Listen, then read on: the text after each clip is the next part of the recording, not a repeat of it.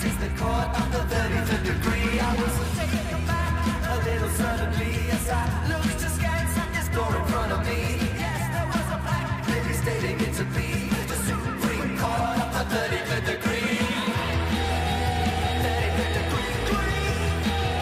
33rd degree. What we are. I sat my days upon a hill. I sat and gazed across until I saw the most amazing thing. The sun and moon are closing in and all the people carried on down below. Just because they don't know just what's really happening. The sun and moon are closing in.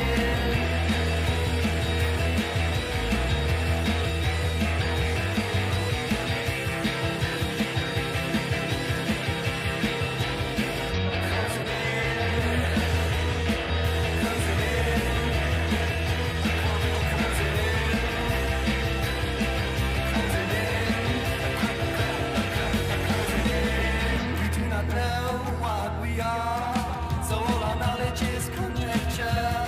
Except the truth about what we feel. The meaning's in the feeling, but nothing is real. We're all gods with the knowledge of bliss. We're omniscient except for this. We're really stupid. We're really stupid. We're really stupid. Stupid.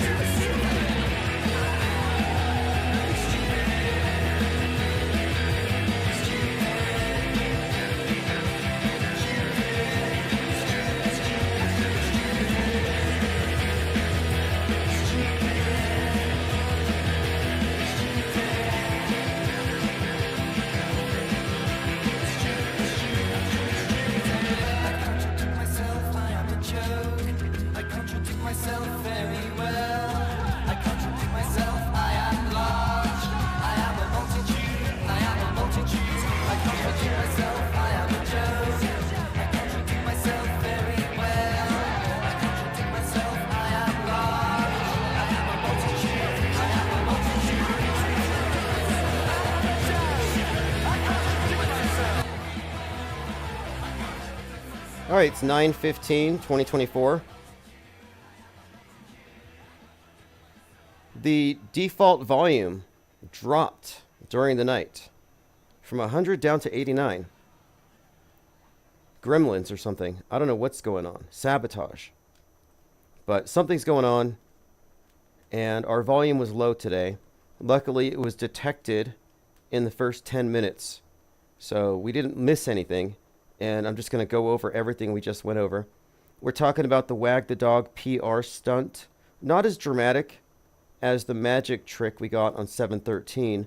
Today's attempt at assassinating Trump was more of a PR stunt. They didn't have to stop the convoy.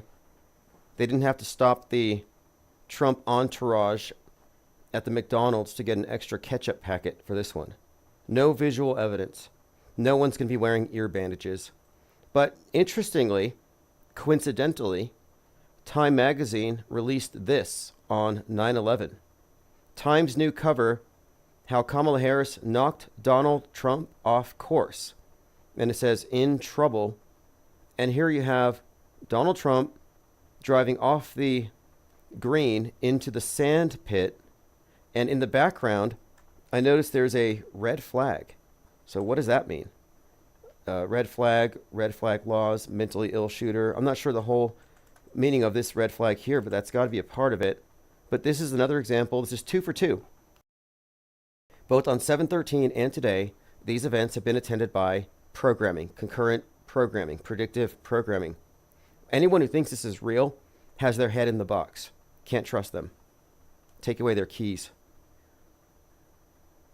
All right, we are joined by, Nicotramus says volume is fine. Joined by Smarty Pants. Inks. It should be 11% louder. Nicotramus says, are you changing your election prediction based on the World Wrestling? Yeah, the Kamala Harris. We're talking about the wrestler Kamala, real last name Harris, and the Umaga. And Umaga beats Kamala. So there's a lot of stuff out there you could use to make your assessment over who wins. However, I kind of think that Trump's running out of steam as a character. I don't see them dangling him around for another year. I mean, people barely cared about the last shooting. How much longer can they drag this out? But they can't just get rid of him. They can't just end this story without the big one, the one we've been waiting for, the head wound that hits, not the miss. But based on predictive programming, which is my basis for making any sort of quote predictions, I see Kamala Harris and a civil war, like in DMZ, like she's only governing part of the country. So it's kind of like both of them win, you could say. Thank you very much, Outlaws. Appreciate the support there. Thank you for feeding the crack Gwyn. We are selling watercolors of the... In fact, if you got the newsletter, I sent the AI version, the one that I based this painting off of. And it's a penguin, a cyborg penguin with an assault rifle on top of a tank with multiple mushroom clouds in the background. And this is just part of our future plan, the infinite plan. Pyromaniacs on the world stage, Pyro being the first skeptic. And we are introducing skepticism, true skepticism, not this partisan stuff. Out of the box, looking at the box as such, recognizing that the model is a model and isn't the territory. This level of skepticism has never massified. It's always been fringed and censored, atomized. There's never been a network for it. There's never been a platform for this. So Trutherville, alt media, it just needs to be said, has always been reactions. It's always been reactive. It's been about current things. And the cat thing, the cat eating Haitian story, proves to you that everybody on the right side of the political horseshoe automatically believes what they're told from their side. It shouldn't matter if you trust your platform. You shouldn't automatically believe them. You shouldn't be a believer. You should know. I don't tell people what to believe. Like, oh, this is what you should believe to be in the right. We talk about how we arrive at knowing, and we arrive at informed disbelief more often than not. I compared the shooting, I called it a Wag the Dog shooting because I do think it's a PR stunt. Wag the Dog is a political term. The act of creating a diversion from a damaging issue. It stems from the generic use of the term to mean a small and seeming unimportant entity like the tail controls a bigger and more important one. And there's a movie about this with Robert De Niro, Wag the Dog. So here's another De Niro connection in a way, but Wag the Dog is what we saw today. They're distracting everybody from the possibly the blunder of running full steam ahead with this anti-immigrant Haitians eating dogs and cats story, but it's being pushed by everybody. Unconscionably. They don't care that it's been debunked. I saw a viral video, supposedly a dog in a Haitian's backyard on a spit. No, it was from some Greek restaurant, and it was a sheep, and it was years ago. But that's the level of propaganda that is being passed off as truth in Trutherville, and they don't check. They don't vet their information. They're auto believers, automatically consuming it. Another thing we mentioned before we got cut off a minute ago, the volume was off. The shooter Thomas Crooks has a conspicuous resemblance to the Riddler. This was noted by Synchromorpheus. And scope these latest headlines. 3 days after attempted assassination, Trump shooter remains an elusive enigma. Why would-be Trump assassin Thomas Crooks remains an infuriating enigma. So the Riddler, and this was, again, Synchromorpheus picked this up, the character the Riddler, who looks just like Thomas Crooks, his name is Edward Nigma, a pun, enigma, a person or thing that's difficult to understand, as in a riddle. So another Batman universe Joker connection to the whole Trump story, but the use of the word enigma in multiple headlines seems to be messaging. And when we're looking at the news, you should be looking at it as such. It's all putting together messaging for future fake events.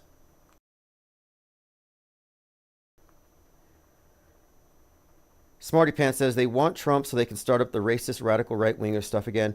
Well, right now in Ohio, the KKK is on the march and the Proud Boys over these rumors. And you may be right about this. You may be right. Nicotrama says the political right would never fight in a civil war. That's how we know it'll be fake if it kicks off. It's a bunch of LARPers. Oh, you don't think that Tim Pool's going to get off his skateboard, get off his rollerblades, and pick up an AR-15 and go march into the cities?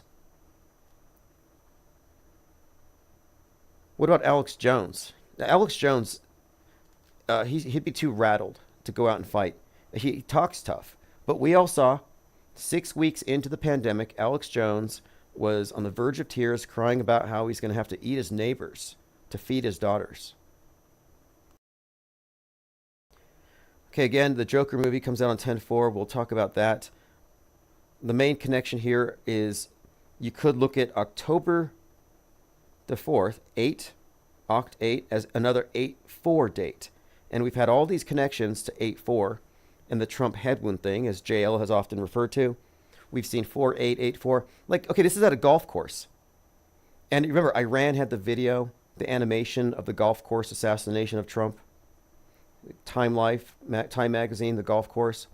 So it wasn't Iran, it was some guy named Ryan, which is kind of an anagram, Iran and Ryan in a way. But there's a couple of other points here I have to bring up. Okay, this is the other one. So when this happened, I said, and this was after JL was talking about possibly Trump winning and then the left burning down the system. And then Taylor Swift endorses Kamala Harris. So I suggested that maybe the Swifties would burn everything down. So instead of BLM, it's going to be the Swifties. So when this shooting happened, I just kind of rhetorically, I said the shooter is a Swiftie, or probably a Swiftie. And it turns out the shooter is a Swiftie and retweeted an I love Swift. I love Taylor Swift. And then today, look what Donald Trump tweeted. I hate, in all caps, I hate Taylor Swift. Like, what is that? Breaking, son of alleged would-be Trump assassin tells the Daily Mail that his father hates Trump like every reasonable person does, adding, he's my dad, and all he's had is a couple of traffic tickets, as far as I know. I know my dad and love my dad, but that's nothing like him. He was at the beach, but I thought that meant the Outer Banks in Hawaii. I didn't ask for more information. We've grown apart. He's not a violent person. Now, we're talking about the guy who said he wanted to go kill Putin. He's a hard worker, great dad, great dude, nice guy. I hate this game every 4 years. This is the son of the would-be assassin. If my father wants to be a martyr to how broken and disassociated the process has become from the real problems and practical solutions, then that's his choice. Is his son named ChatGPT? Does anybody find any of this believable? The son of the would-be assassin said all that? Give me a break. Nicotrama says, yeah, you're right. I don't disagree with you either. I think they want the impression that the right would rise up and fight, but they're docile. January 6th was a pathetic simulation because they couldn't get the real thing to happen.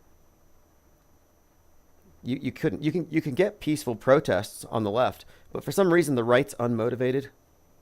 Maybe just sitting around for all these years high on hopium, consuming popcorn, breadcrumbs, drinking the Kool-Aid. They're just not up for it. They've been demoralized. All right, moving on. Leave the world behind. I have to bring this up because the 17th, in 2 days, it's the full moon. And Leave the World Behind has an ominous reference. The end screen, after the movie ends, at the end of the movie, emergency alert system, we're all getting nuked. Go into your bunkers. Behold the end war live. Anagram for Leave the World Behind. Last scene has this, 9/17/24. So 9/17 is referenced in Leave the World Behind. Similarly, I was just targeted with an ad for The Edge of Tomorrow with Tom Cruise. And in Edge of Tomorrow, it has a reference to 9/17, which I'll be getting to here shortly. So just mark your calendar. It looks like 9/17. Here it is. So in Leave the World Behind, we have the explicit reference. And then this. Netflix released the 2014 film Edge of Tomorrow with Tom Cruise. It's a doomsday film. One scene, the general secretary's name is Iris, and her birthday is September 17th. So Iris, September 17th. What does that mean? Not quite sure, but Edge of Tomorrow, End of the World, I'll have to watch it. Whenever I see Iris, I think Siri backwards. And the all-seeing eye on your phone. Oh yes, let's do that too. I have some screenshots for that. So the first season, episode 12 of The Sopranos has Tony Soprano survive an assassination attempt, and it clips his ear. So there's a couple of things to bring up about this. The 84th episode has the Second Coming reference. JL talked about it. So we've already noted some Sopranos connections to Trump. Trump, like Tony Soprano, is a bad Don, like a bad mafia Don. And Abaddon, or Abaddon, is Apollyon, the destroyer in the abyss, a reference to Revelation 9/11, to the nuke, to Trump. It's all tied in there. But here is another Mafia Don figure with a bandage on his ear. Not a coincidence.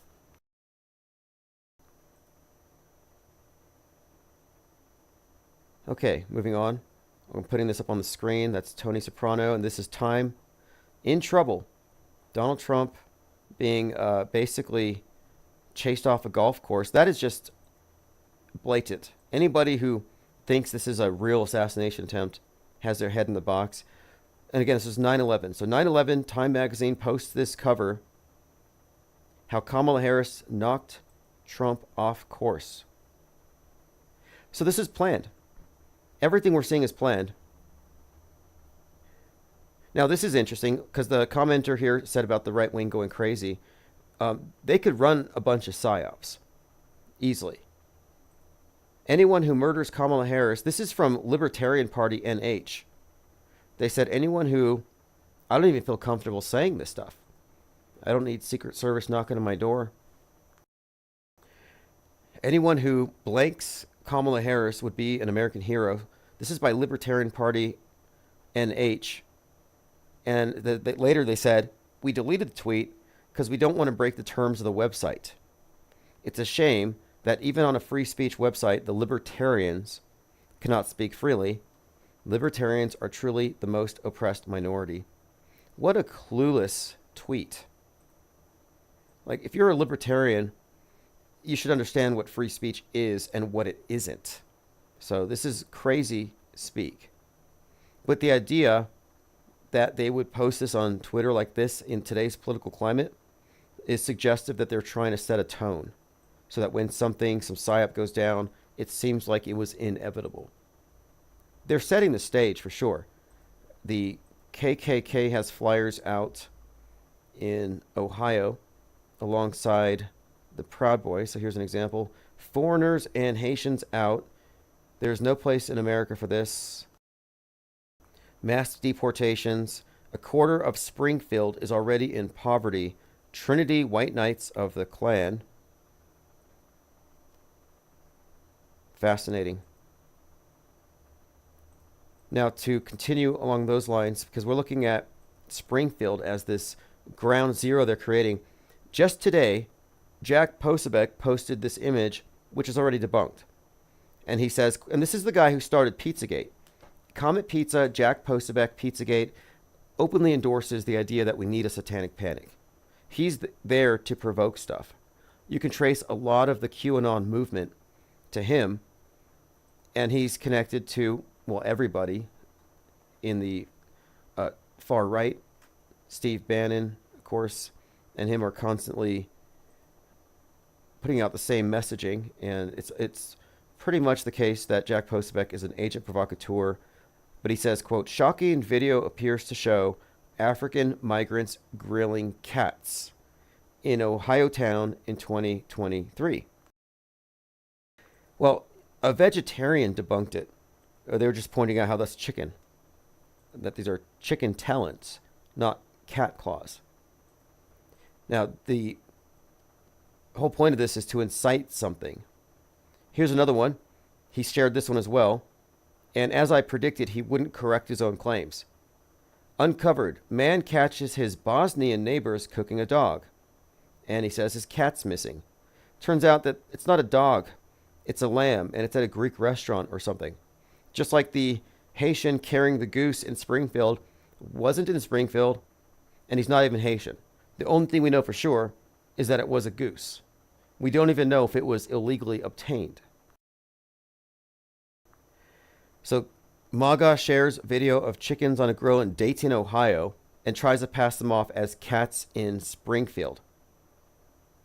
They're just lying at this point. That's all they're doing. They're 100% engaging in fabrications. And the paranoia is getting off the charts. Here's Tucker Carlson, who said, it's not that the pets are being eaten. It's that the pets are being sacrificed. We've imported 5% of the population of a country where the dominant population practices, where dominant religion is witchcraft. So here is Tucker Carlson on tour describing how we're being invaded by witches. It's not that the pets are being eaten, it's that they're being sacrificed, actually. That's the truth. That's the truth. We've imported a lot of people, over 5% of the population, from a country in which witchcraft is the dominant religion. And that's not a guess. I've been to that country. I know a lot of great people from that country, by the way. I'm not attacking everyone in the country at all. But the fact is that the people in question come from a country in which witchcraft is the dominant religion. All right, so we have witches, demonic aliens working with the government, and what else do we have to be afraid of right now? There's so many things to be scared of, but I didn't have witches. I was like, aliens, okay, demonic aliens, but now I got to worry about witches. Witches that sacrifice pets. And I consider myself fairly well read on the subject of witchcraft and various magical philosophies. I've made it a point to study the stuff really since the last equinox. I've really tripled down on it because I went to some event and I bought a bunch of books.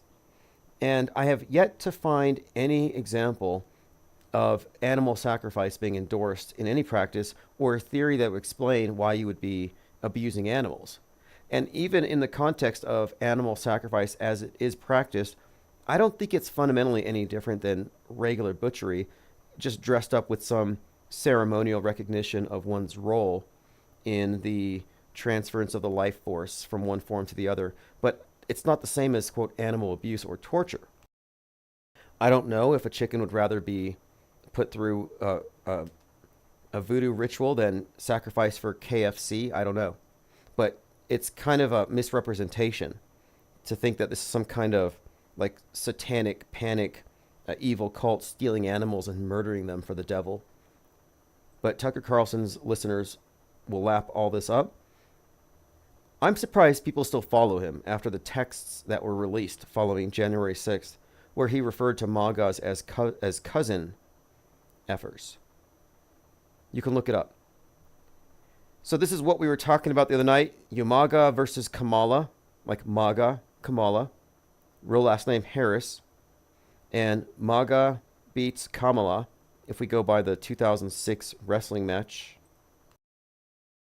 And we've been talking about Hulk Hogan and his little reference to Donald Trump's blading of his ear.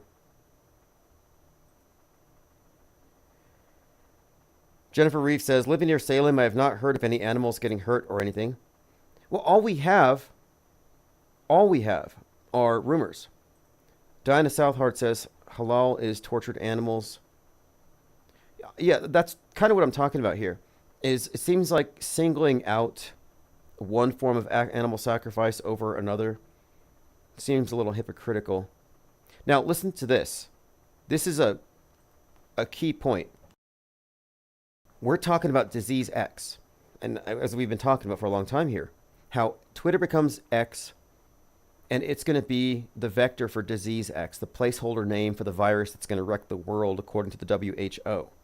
And my contention is that disease X is the mind virus, the rage virus, the hate virus, and that it's going to afflict the right wing.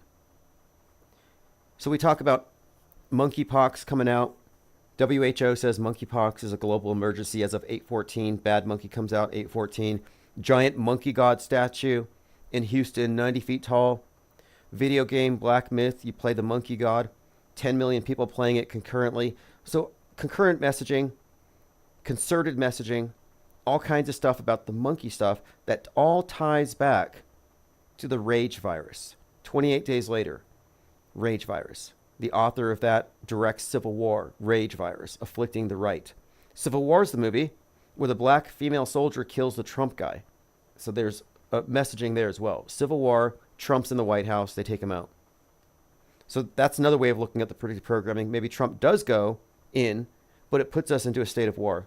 But here's what I'm talking about with the disease X. We're talking about the person who started the rumor about Haitians. So the person's name is Newton. And Newton told NewsGuard, listen to this, Facebook misstated her story that the owner of the missing cat was an acquaintance of a friend rather than her daughter's friend. She had no idea her post would become part of a rumor mill that would spiral into the national consciousness. She since deleted her post. She never imagined her Facebook post would set off a national news cycle. I didn't think it would get past Springfield, she said. So now you're seeing the fallout, like an atom bomb. She posts a meme, it goes viral. Now you have bomb threats shutting down Springfield, evacuating schools, Klansmen marching, hate groups marching, Patriot Front, Proud Boys, putting out flyers, being hostile to immigrants. And this is all the result of what? A meme that wasn't censored. It became a viral meme, which essentially is what I've been describing. They're going to say to the public, we have to censor the internet because some memes will spread to certain demographics and cause outbreaks of violence. So this is obviously fake. This is an agenda. They want you to be afraid of mind viruses the way you're afraid of actual viruses. So I think that the monkeypox pandemic, or whatever it's going to be, is really just more or less a metaphor. It's just it's just like they use 2020 to condition us to accept the existence of, not just the existence of mind viruses, but the need to lock down the commons. But this time, it's not about locking down the commons where we walk around, but it's the commons of cyberspace.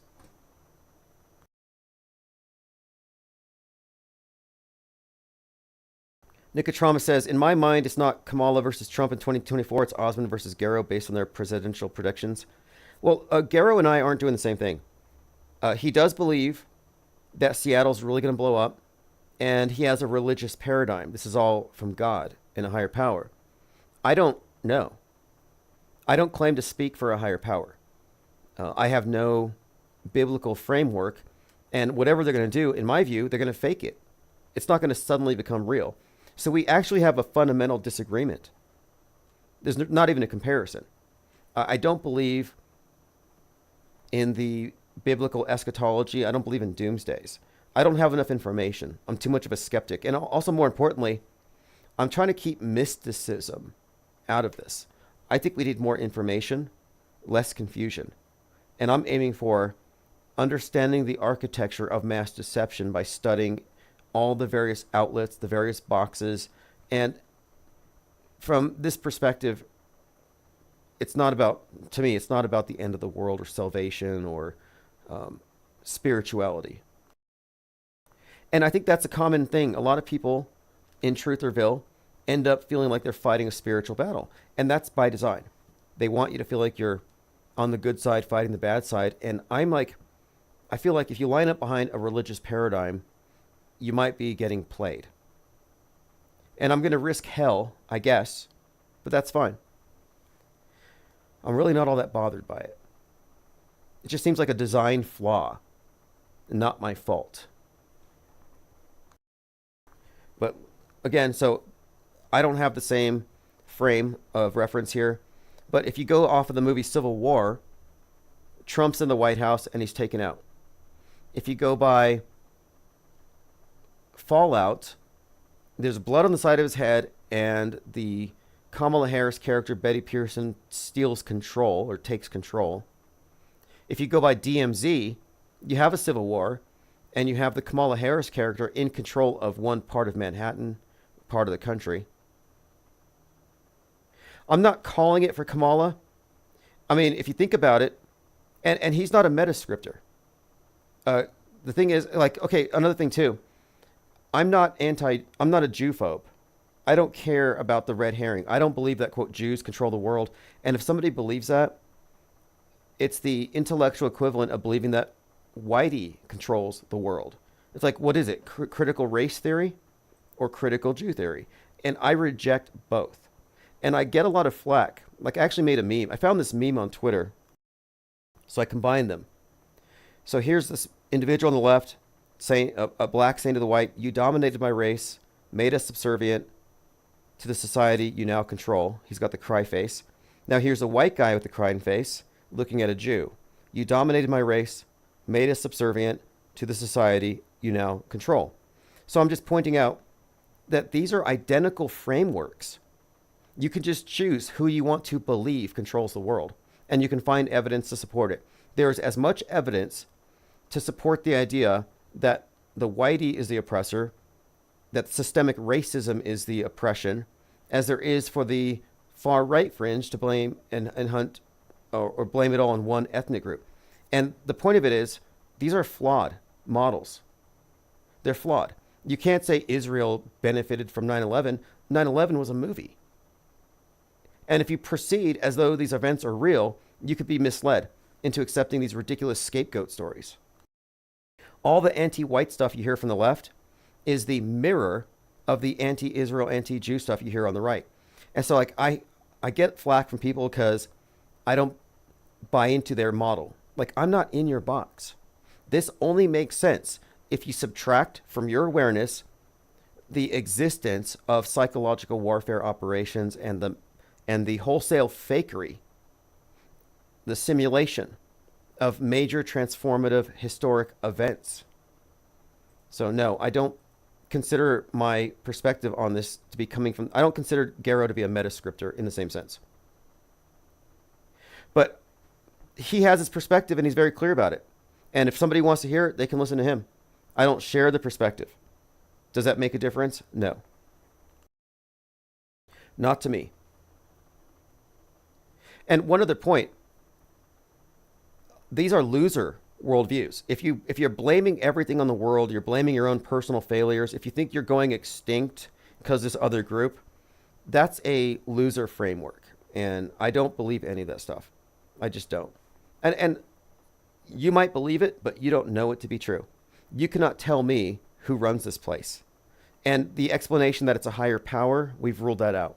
But it's not a who done it. It's a what is it. And I'm a media deconstructionist. I'm not a truther. And I'm not a priest. I'm not a doomsday cult leader. And I'm not trying to save anybody's souls. I don't care. Like Seattle's going to get fake nuked. I can't wait. I'm not telling anybody, hey, get out of Seattle. Because I don't think they're going to actually kill anybody, because they never do. On the other hand, JL says it's going to be real. Well, maybe it is.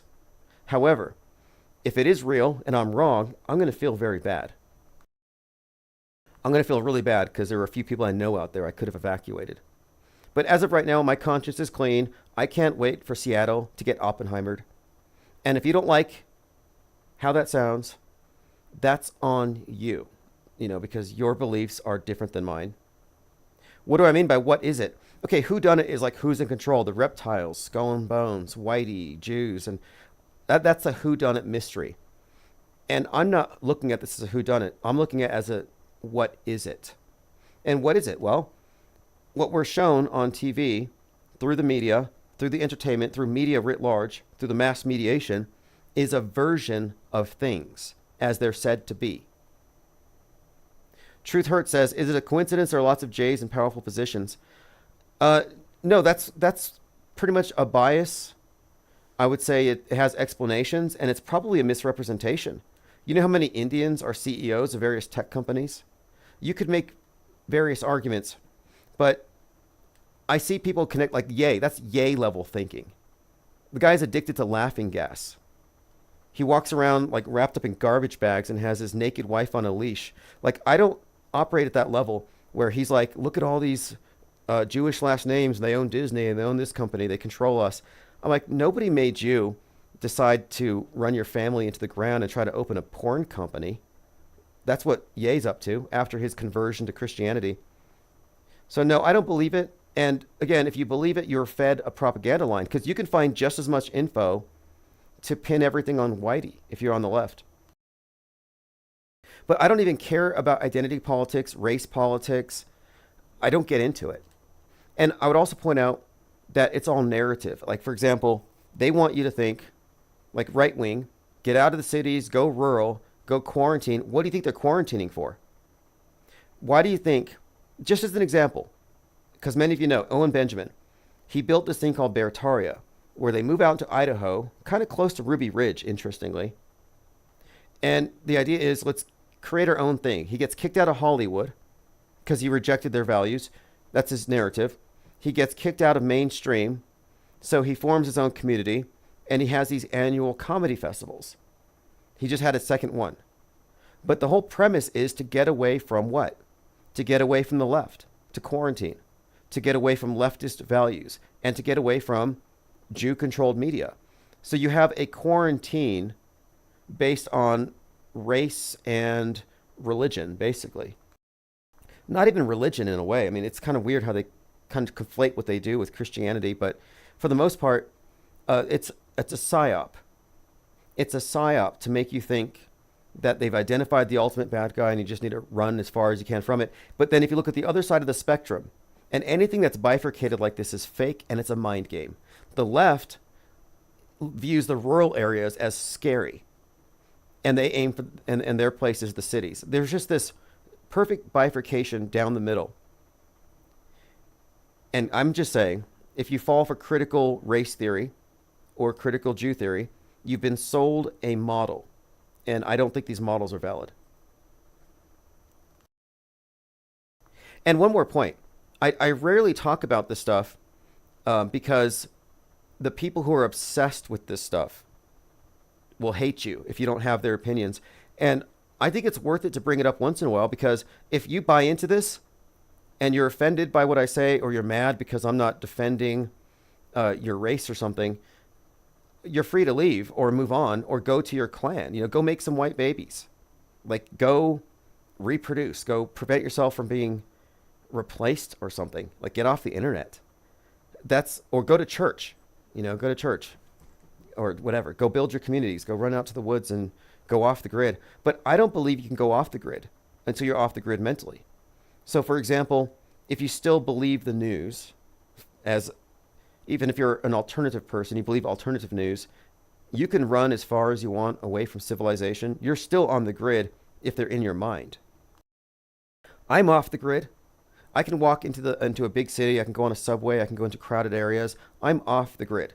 I could have my lunch sitting beneath the 5G tower, and I'm still off the grid because it's mental. It's a mind war.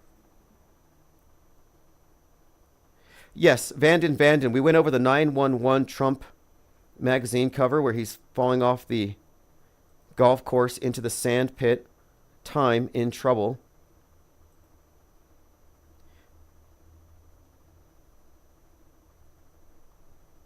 Okay, catching up. All right. So anybody who tells you they know who runs the world is likely trying to distract you from something and trying to outrage you against a group. Meanwhile, everything you're blaming them for was fake. So if you're mad about a group for doing something, it's like you're being misdirected. Think about all the people who think that systemic racism killed George Floyd. George Floyd's not dead. you got played. They're playing with your emotions. You burned that dumpster for nothing. You committed property crimes. You looted over a psyop. Like, I'm not triggerable by the media. And if you think that you're being genocided, you're probably triggered. Okay, moving on. Speaking of triggered, one final comment on this. We did have a caller the other night who was very triggered about immigrants and about America and love it or leave it. And it's like, that's very triggered, but it's also an indication that you haven't let go. Like, I don't know if I believe in everything that I was taught growing up as much as I used to. I've dispensed with a lot of stuff you take for granted. But it's like, what are you exactly fighting for? Like, are you the resistance if you're tweeting furiously about foreigners eating cats, or witches coming from Haiti, or demonic aliens working for the government? Okay, let's continue. We have the season 1, episode 12, Sopranos, ear wound. We have Donald Trump, wag the dog, another shooting. We talked about Thomas Crooks called an enigma.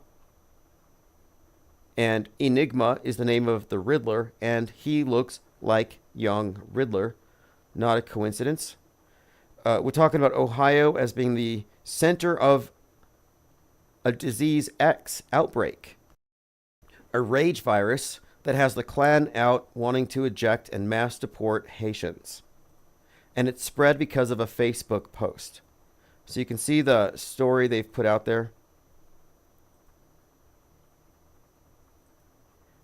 Now, kind of off topic, but the other night, and I think this is actually on topic because we're talking about the Joker on 10/4. And 10/4, or October 4th, is another 8/4-like date. So I watched the new Joker movie, and I'm looking at the art, the posters, the color, and I noticed something very intriguing about him. Green hair. So now, let's look at the Joker. The Joker has green hair. So green hair, Joker. Green hair, Beetlejuice, who's kind of a Joker archetype. And I was thinking about these Kachina dolls, this Hopi, it's called the Joker. You can buy these on reservations. It's a Kachina doll. These are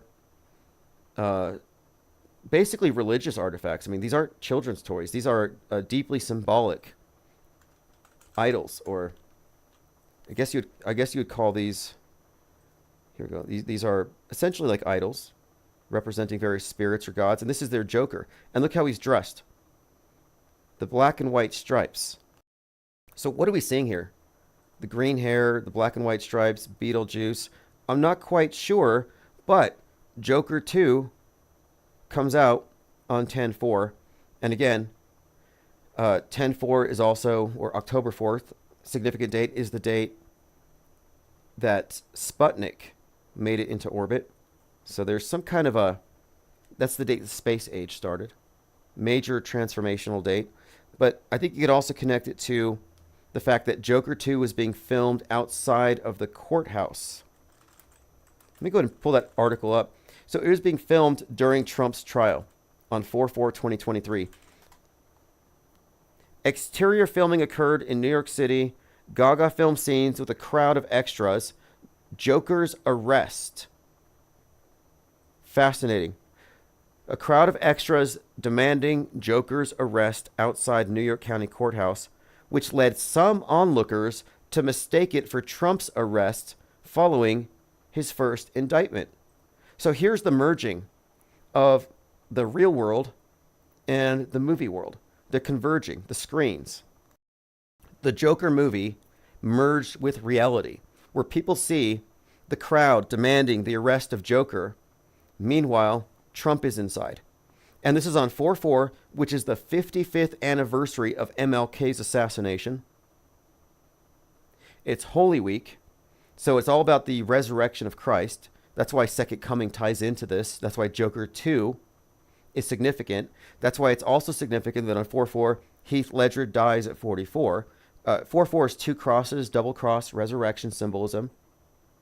But now Heath is replaced by Joaquin Phoenix. So you have the second Joker. It's kind of another way of reiterating the resurrection theme. But again, they mistook the crowd chanting for the arrest of Joker for going after Trump. So there's no way Joker 2 coming out on 10/4 goes by without some kind of a bang. Take Cover, as the other movie that comes out on that day is called, Take Cover.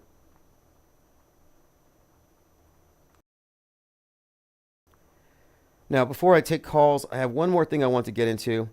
I don't want to spend too much time on the NASA stuff, but we have a pretty funny image here of an astronaut who's got a vein popping on his forehead because he's upside down. And I got into a debate with a number of people on Twitter about special effects and movie effects. Okay, this is a strange one. I came across this today. DC's Harley Quinn, a Max original. So here you have Harley Quinn on a rocket in space. Now, the rocket is obviously similar to Dr. Evil's rocket. Phallic symbolism, very blatant. But it's Harley Quinn. So this makes me think of a few things. It's pretty clear, as I thought before, that Harley Quinn, the HAR, had some symbolic connection to Harlot, the Great Harlot, the Whore of Babylon stuff. And here's how I'm arriving at this, because she's with the Suicide Squad. Jack Parsons, who pretty much invented slow-burning rocket fuel and is responsible for all this rocket stuff, godfather of modern rocket science, he was part of a group called the Suicide Squad. And that's because what they were working with was so dangerous. Later, he's there for the performance of the Babylon Working. Now, the Babylon Working, again, has to do with this woman in red, the witch in red. And last year, we were talking about the Barbie movie with Margot Robbie and how she represents the Whore of Babylon. Well, interestingly, Margot Robbie was in Suicide Squad. So Suicide Squad connects to Jack Parsons' Suicide Squad. And then here's where it gets even clearer. The book about Jack Parsons is called Sex and Rockets. So this connection here between rocket science and sex magic is pretty clear. But the idea that they would have this supervillain riding on a rocket this shape in space, it just reiterates what we've been saying.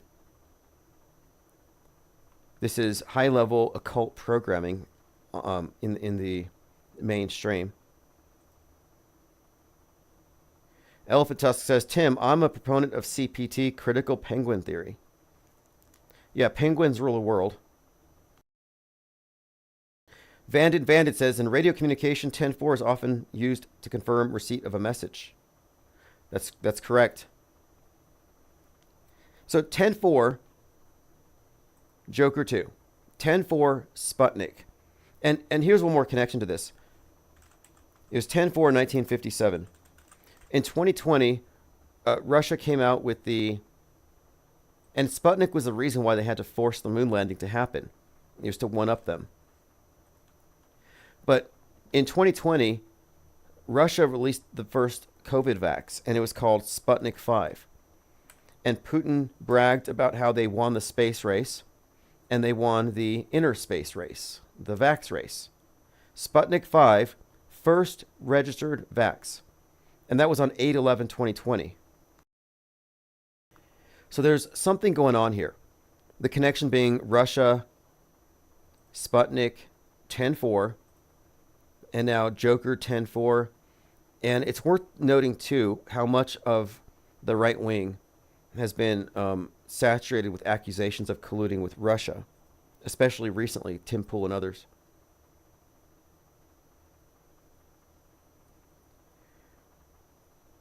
Okay, phones are open, 505-510-4226. If you have any more to say about 917, we mentioned Leave the World Behind at the very end. Has a reference to 917. And so does Edge of Tomorrow. Edge of Tomorrow, Tom Cruise, has just been hyped on Netflix. Not a coincidence. And that is a full moon, so we'll be watching that. Again, we're talking about the attempted assassination on Trump.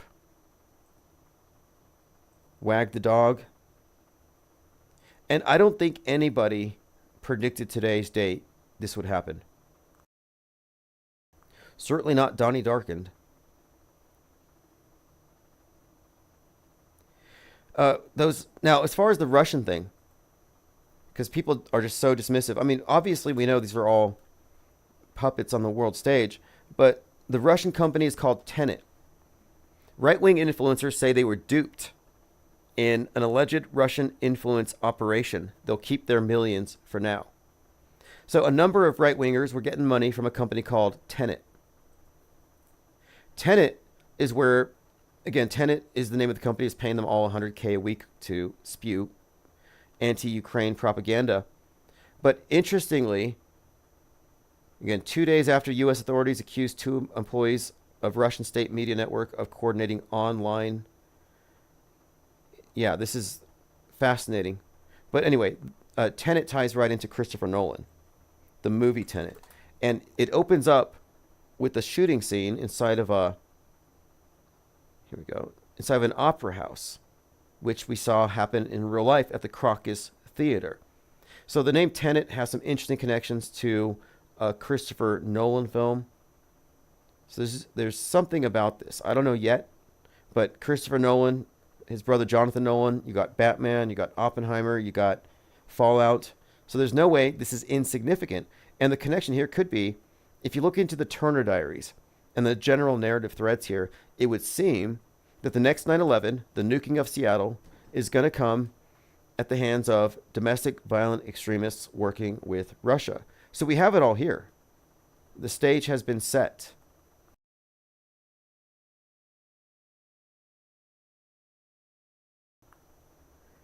Thank you, Elephant Tusks. Yes, HBO has a show called Chimp Crazy. I have many examples of this mind virus narrative, and it all ties in. Disease X as the vector for the thing that justifies the shutting down of the internet. Think about it. Because of a meme posted on Facebook, we've had an outbreak of, not even violence yet, but we've had an outbreak of hate out there in Ohio. It didn't take very long either for this thing to show up. And this is exactly in line with what we've been talking about. That's the reason they shut down X in Brazil. So yes, Chimp Crazy, an American documentary series about someone going crazy over chimps. But the theme here, a Bad Monkey. Okay, now Bad Monkey came out on 3/11. So 3/11 is a virus date. Another connection between the mind virus, Bad Monkey, and again, Bad Monkey also involves Jordan Peele, who gave us Nope. And Nope, and this is the key, Nope was inspired by the spectacle surrounding the George Floyd death, according to Jordan Peele. So Jordan Peele kind of gave away the game there, because if Nope was inspired by George Floyd, then what is he talking about? The rage virus. That piece of art, that meme, triggered all that rage. So Jordan Peele's new horror film, Nope, is a social commentary. The film was given extra urgency after the death of George Floyd. Did you know that Jordan Peele's Nope was inspired by the murder of George Floyd? It's a commentary. So if you think about it, you combine these things, Chimp Crazy, Monkey Man, Bad Monkey, 28 Days Later with the rage virus, and then even Civil War, because it's the author of 28 Days Later, and 28 Years Later is being produced right now. So what we're looking at here is the rage virus. So right now, the rage virus is Haitians cooking cats, Haitians eating dogs, aliens, illegal aliens, or unwanted immigrants killing pets. That imagery is meant to incite violence on the right. Similarly, Derek Chauvin kneeling on George Floyd as a mind virus kicked off 2020. It wouldn't have happened without that footage. Or think about the beating of Rodney King. The beating of Rodney King set off the LA riots. Those riots wouldn't have happened without that footage. So here we're seeing the argument being made, being accepted tacitly by most, passively, without any deep consideration. So they're going to say, if one person can post a meme on Facebook and cause all this, then maybe there needs to be some guardrails put in place to prevent this in the future.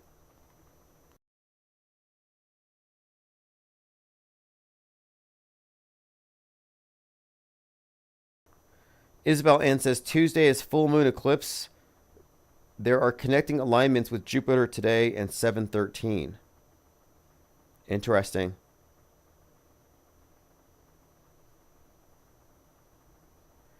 Okay, moving on. I think we've covered the notes I want to get to. The NASA stuff, we can kind of leave alone for a moment here. I don't see the point in arguing with people who believe all the news is real. Here we go. Proud Boys march in Springfield in response to surge of Haitian migrants. Proud Boys marching through Springfield.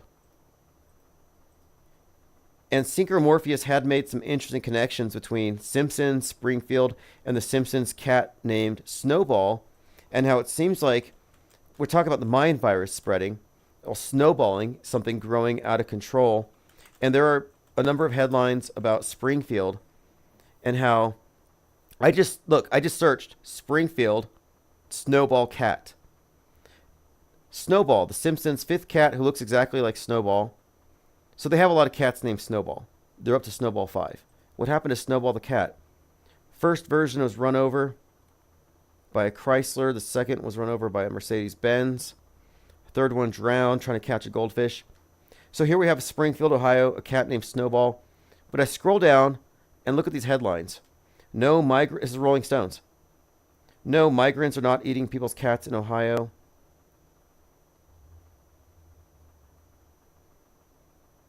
The theme here is simply that it's getting out of control. And here's the living example. So this is what I more or less predicted. I said that they would demonstrate how memes on X will cause outbreaks of violence and hate. And if you were following this story, people were using Grok to create memes of cats in MAGA hats holding AR-15s.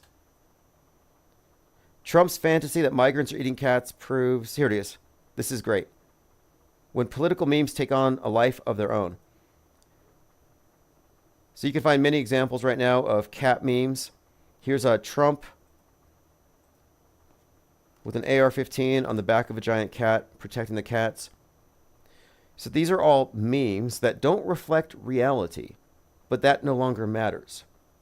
And the end result of these memes is this. Let me go and play this clip.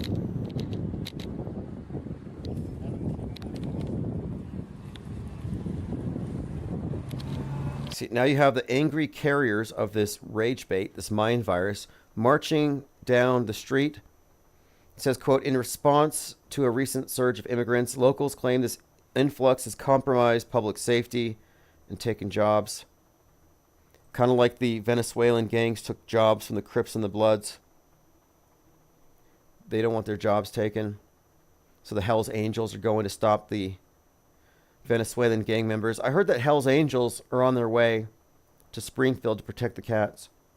That's all you got to do. You just say that, and people will automatically believe it.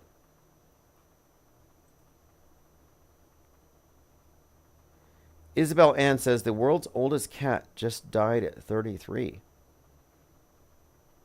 Oh, let's take a look. Crisis cat. Much loved Moggy, the oldest cat in the world, died at 33. Rosie, a fluffy tortoiseshell. All right. This is 13 hours ago. World's oldest cat dies at 33, leaving homeowner heartbroken. And she's not in Springfield. And the idea that being cruel to cats or eating cats is a Haitian thing, I don't know. I remember this really terrible movie called Gummo that I saw when I was a kid, and I can't believe I actually watched this, but here's a rundown of it. And ironically, it takes place, it's just coincidental, it takes place in Ohio.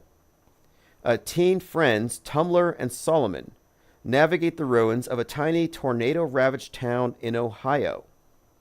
When not gunning down stray cats for a few bucks, they pass their time getting stoned on household inhalants. They're selling the cats, I believe, to a Chinese restaurant. So it's pretty terrible. I would not recommend it. Very disturbing experimental film. Just pointing it out here that, if there was anything going on, PETA would be on it. But it's already been debunked. The cats that you've been shown are chickens. The dogs are sheep. A Newful Lantigua says the TV series Elf the Alien eats cats. Yeah, we talked about that the other day, the cat eating alien elf. And then you had that woman, her name was Alexis Farrell, who was apparently involved in some real incident with cats, but her name has ALL, like an extra L, but her last name Farrell, like wild, but kind of an elf name. Tim and Vic says, a friend of mine was in Gummo. Interesting. Shooter got arrested. He looks like Beavis. I saw the shooter and his son. The shooter's son said that his dad did the sensible thing. I'll post that again. The son of the shooter said, he's my dad. He hates Trump like every reasonable person does. Unbelievable. It sounds like he and his dad are similarly brainwashed. Okay, phones are open. 505 510 4226. We're talking about the cat and dog eating psyop. And I used the phrase brute force mind hacking earlier today. Brute force hacking is where you hack through guessing passwords, trial and error. It's the same philosophy as throwing everything at the wall to see what sticks. And I feel like right now we're undergoing brute force mind hacking. So it's like, I don't believe in this shooting. Then why would you believe in this other one? The first one didn't work. This one did work. Nobody's disputing this one.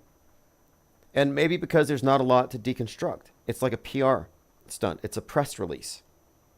They didn't stop at McDonald's for a ketchup packet for Trump to smear it on his face. So this is like an example of the first one didn't work. Let's try the next one. And the next one. And this one has the Time Life magazine, which tells you that it's predicted. It has the whole predictive programming attached to it.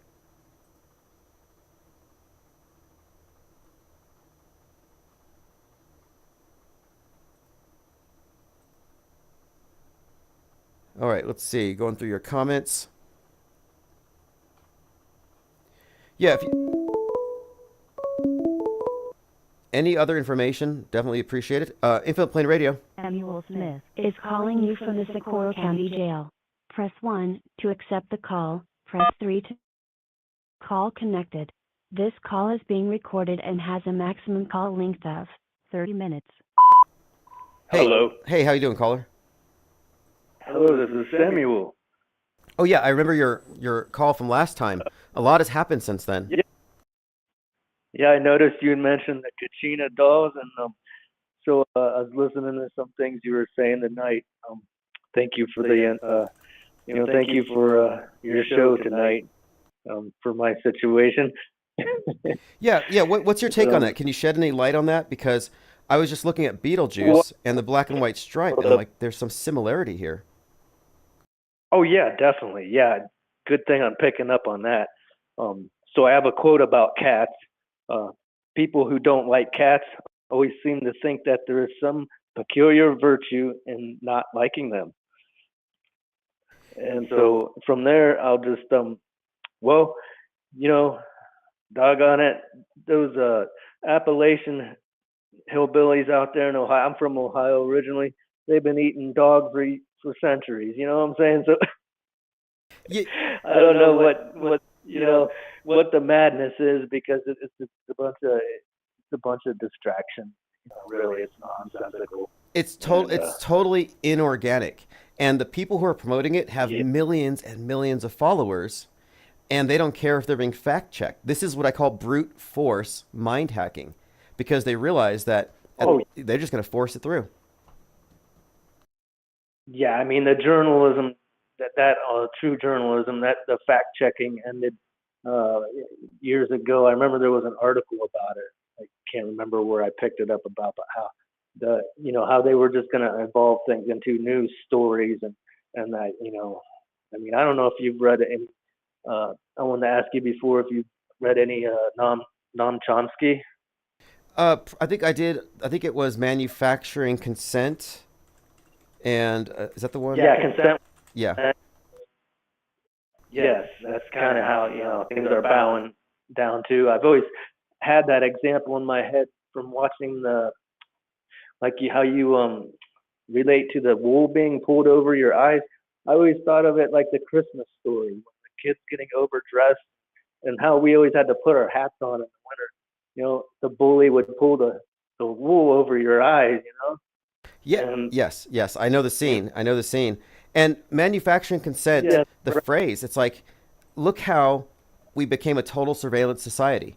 Not by forcing cameras into our homes, but by manufacturing the desire to broadcast every waking moment onto TikTok and Facebook and social media. So they're consistently using mass media to change society in very specific ways. Yes. So this whole immigrant issues and a lot of debt issues. I always not to make a pun on things, but like the abortion issues they bring up. That's a dead issue. It's been dead. And, Yeah. Yes. There's ancient abortions were performed when the tribe had to move on.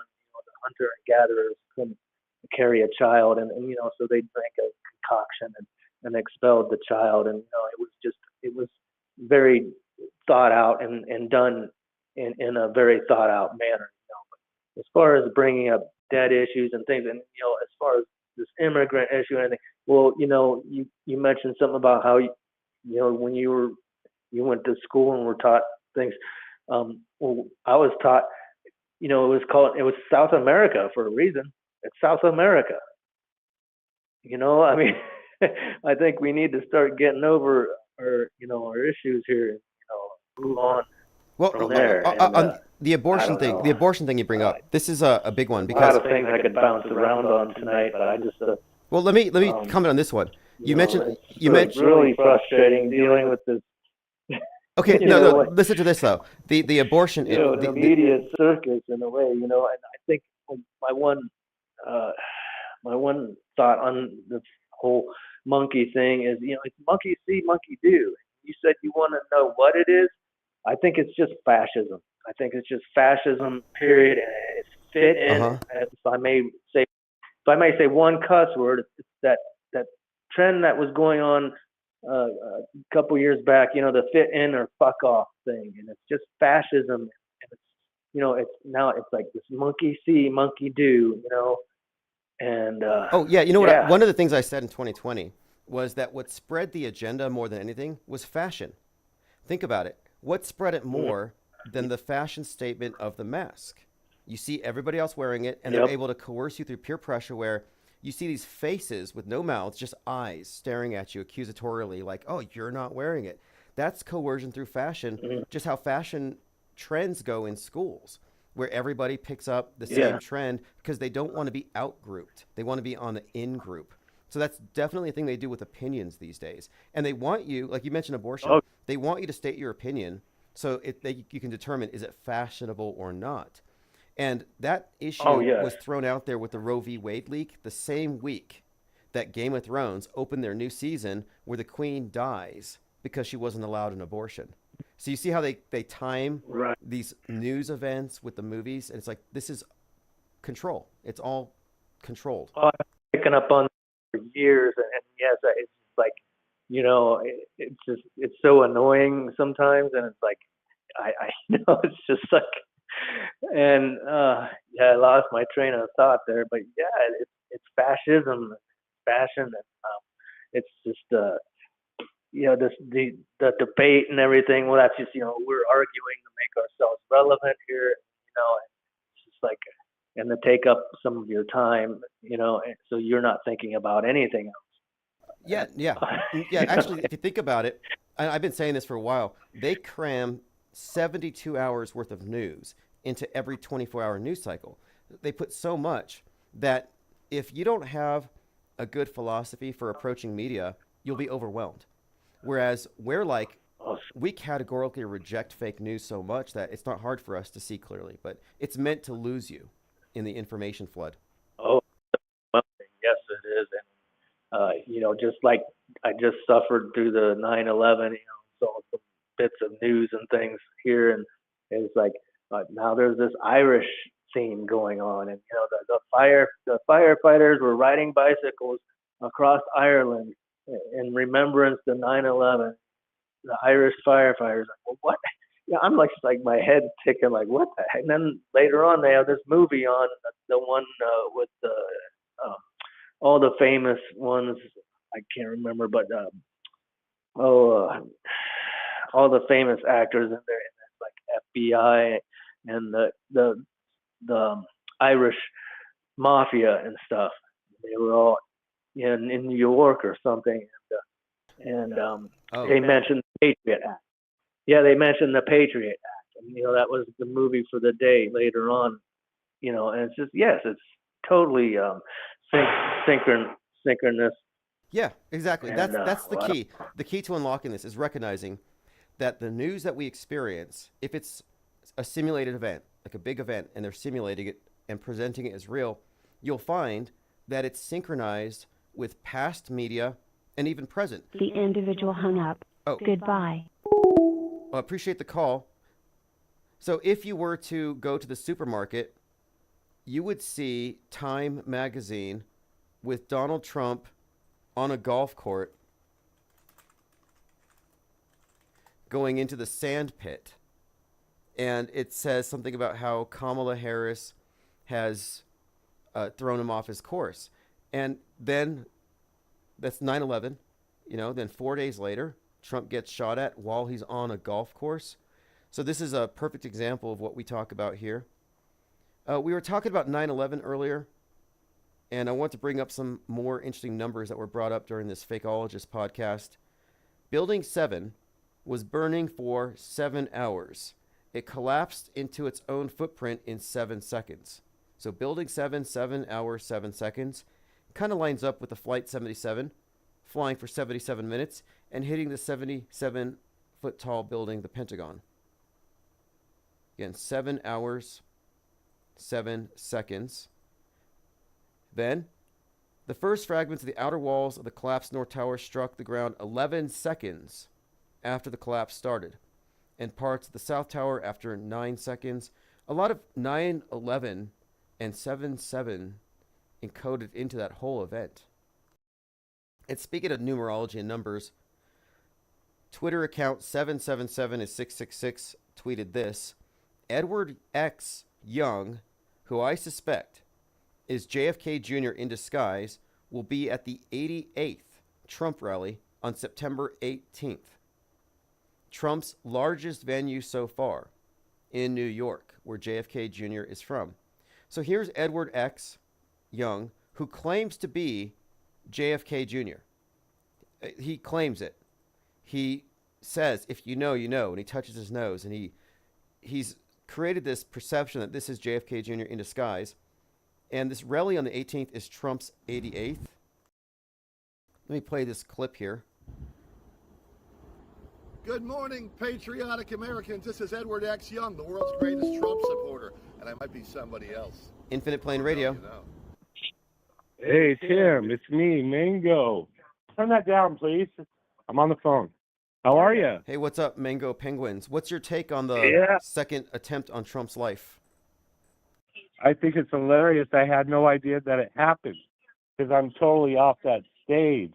My sister over here thinks there are satellites in the sky, and she laughs at me because I'm delusional for some reason in believing you, and I just find it funny. And she walked out on the balcony. She's still crippled and recovering from her cracked fibula, but this is fun as hell. I'm just raising it and being loud as because I get drunk and I love to just, make it known that we're all being lied to. Let me give you some ammunition. Anybody who says that it's preposterous when we say we don't believe in satellites, ask them if they know about Loon X. Because Loon X? Loon X. Because Okay. before Starlink satellites went up, they had already accomplished everything that Starlink is supposed to be doing Loon X. with Okay, great. stratospheric balloon. These balloons in the stratosphere hang there for 6 months, and they can deliver internet Okay, service. got it. They canceled it. They said it's not economically viable, so they just suddenly canceled it. And the next week, it's like, hey, Starlink satellites up there. So Good job. everything they say that Loon X. yeah, they could do it with balloons, satelloons. Well, you know, my dad, he distributed back in the day in the 80s. He sold those big satellite dishes that would pick up the satellites with these Video Cipher 2. I know we had, and somebody would fax him a code so that we could just get all the channels we wanted to, but we had to move that dish. At one time it was manually, then he hooked up a motor to it so we could move it by a switch, and we had to go from different satellites, you know, like Satcom F4 and whatnot, different names. But it was weird, and I was just wondering about the satellites. So, it would be great if you could just kind of clarify that, because she thinks I'm delusional. I know I'm crazy, because with what I've done, I've brought forth a lot of truth. Well, listen to this. And it's great knowing that. Loon will provide wireless network to remote areas through a set of high-altitude balloons equipped with advanced, sophisticated wireless transceivers to connect people globally. And this technology works without underground infrastructure. So exactly. Like satellite phones, she's bringing up satellite phones. How is this all supposed to work? You know, she's bringing up all these other satellite phones, and she mentioned another satellite. It was just launched today or yesterday. She was bringing this up because she follows the news big time. She's going to vote for Kamala, whatever. My mother, the other. Hey, But I'm voting Kamala. Surrounded by stupidity. Just to say, I am voting for Kamala, but I'm doing it as a protest vote. Yeah, I know your reason. I tossed my registration card. I'm not even going to vote. I won't even bother with that. I won't even bother. I'd raise awareness that your leaders are lying to you. That's all there is to it. Just pass that word on, and our whispers will spread like wildfire. I know it. We just need to get along and know how to behave better. That's all. Yeah, I actually agree with you there. But when it comes to like these things that people call you crazy or delusional for, I think the best you can do is you can show them how it's fakeable. And the word fakeable is a key component to auto hoaxing. If you can explain how it can be faked, well, then you have to rule that in and maybe even rule it out. And you can't rule out that every functionality ascribed to Starlink is actually performed in the stratosphere by some balloon, which is what I say. Okay. All right. Well, thank you very much for what you told me, and I appreciate your show and what you're doing for this beautiful community. It's great. So keep on trucking, dude. Awesome. Appreciate the call. Have a great night. All right. Okay. You as well. Be safe. We says, Tim, I thought you didn't vote. I never said I didn't vote. Oh, I said voting would be participating in the Psy War if you believe in it. I don't believe in it. It's predetermined. So why would I think my vote matters? The reason I'm voting is because truthers vote for Trump, because they don't know that they've been dog whistled and pandered to and cajoled into voting for the GOP. So they're all Republicans. You take a red pill, it's the Republican pill. And I think that's crap. I think that if you're aligning politically and all the major pundits are pro-Trump and they're anti-Kamala, you're in the mind war. So to make my point that voting doesn't matter, I'm voting for Kamala to just kind of trigger people in Trutherville and see who gets mad at me. Like if you're mad at me for canceling out your vote for Trump, then you're admitting that you're stuck in Trutherville. And if you're stuck in Trutherville, you'll find it really insulting that I'm voting for Kamala.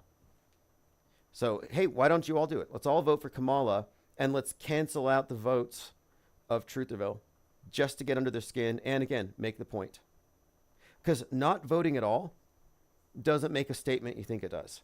Because there are people who believe in the system who don't vote. I'm saying I don't believe in it, so I'm making a statement vote. I guess you could say it's a protest vote in a way. But I'm not protesting against the system. I'm protesting against Trutherville and the reflexive support of anything the GOP tosses out there. The conspiracy theory realm has become very politicized ever since Q. The Q movement turned them all political. Infinite Plane Radio. Hello? Hey, what's up, caller? Nothing. How's it going? This is Scrapper Bob. Oh, what's up? Yes, so we're talking about the second attempt on Trump today. Have you heard about that through any mainstream media channels? No, not really. I've seen headlines and my wife said something about it. But what I was really calling about was like I heard y'all talking about cats and stuff a minute ago. And I just kind of had a funny story that happened tonight. I go to this huge church. It's got this huge parking lot. And it's all, I go, in the evening when it's empty. And I go there and work out, and walk and run a few laps and stuff. And tonight there were these foreigners in this little Ford Fiesta driving around. I guess they were trying to learn how to drive. But, man, it was the weirdest thing ever. And in this huge empty parking lot, my car was like one of the only cars in there. And they kept almost hitting it. They kept getting real close to it. And I'm like, what is going on? And they were hitting curbs. And I just wanted to tell that little story. I'm going to hop off here. Thanks. Love your show. Yeah, okay, appreciate that. And I would be like, okay, foreigners in a car driving bad, scary. I remember issues with, I've heard about this stuff before. I would be also wary of not foreigners, but Americans. Like, I think teenagers probably. Have you seen these things? They do donuts in the intersections. And they like running over each other for fun. It's like they're made out of, it's like they're like rubber. It's weird, they're bones. If you look up donuts and intersections, they're always happening in big cities these days, and it looks like Escape from LA, like total bedlam. I mean, just insanity. And I see these people getting sideswiped by cars all the damn time. What do they call it?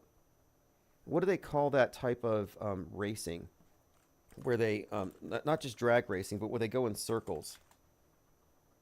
They do it here across the street in the Lowe's parking lot.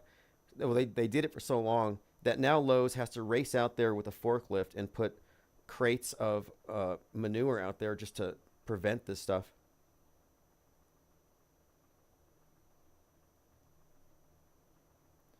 Let's see. Somebody said, write your own candidate in. The point of the point of it is this. I want to make a vote to trigger a response in the people who think voting matters and are voting for Trump because they think he's going to beat the deep state. I'm doing this as a vote to protest their blind faith in the system and to get them to admit it. Because I'm trying to get this parallel media separate from people who are still playing in the info war, who are still part of the, quote, resistance. We says, thanks a lot, Tim, helping to put a reptilian in charge. Oh, wait, the president is not in charge of anything. Well, who's to say that Trump is the good guy in this? Like, are you going to argue that Trump is a good guy and Kamala's the bad guy? And on what basis? If you go on what's been presented, 34 felonies. I mean, he's got a past, real or a fake. But I'm just like, I reject the premise that Trump is the good guy, so we have to support him because we're truthers or something. I'm saying, no, that's garbage. That he's on team, that he and Kamala are the same thing. And if they get people to divide over this stuff.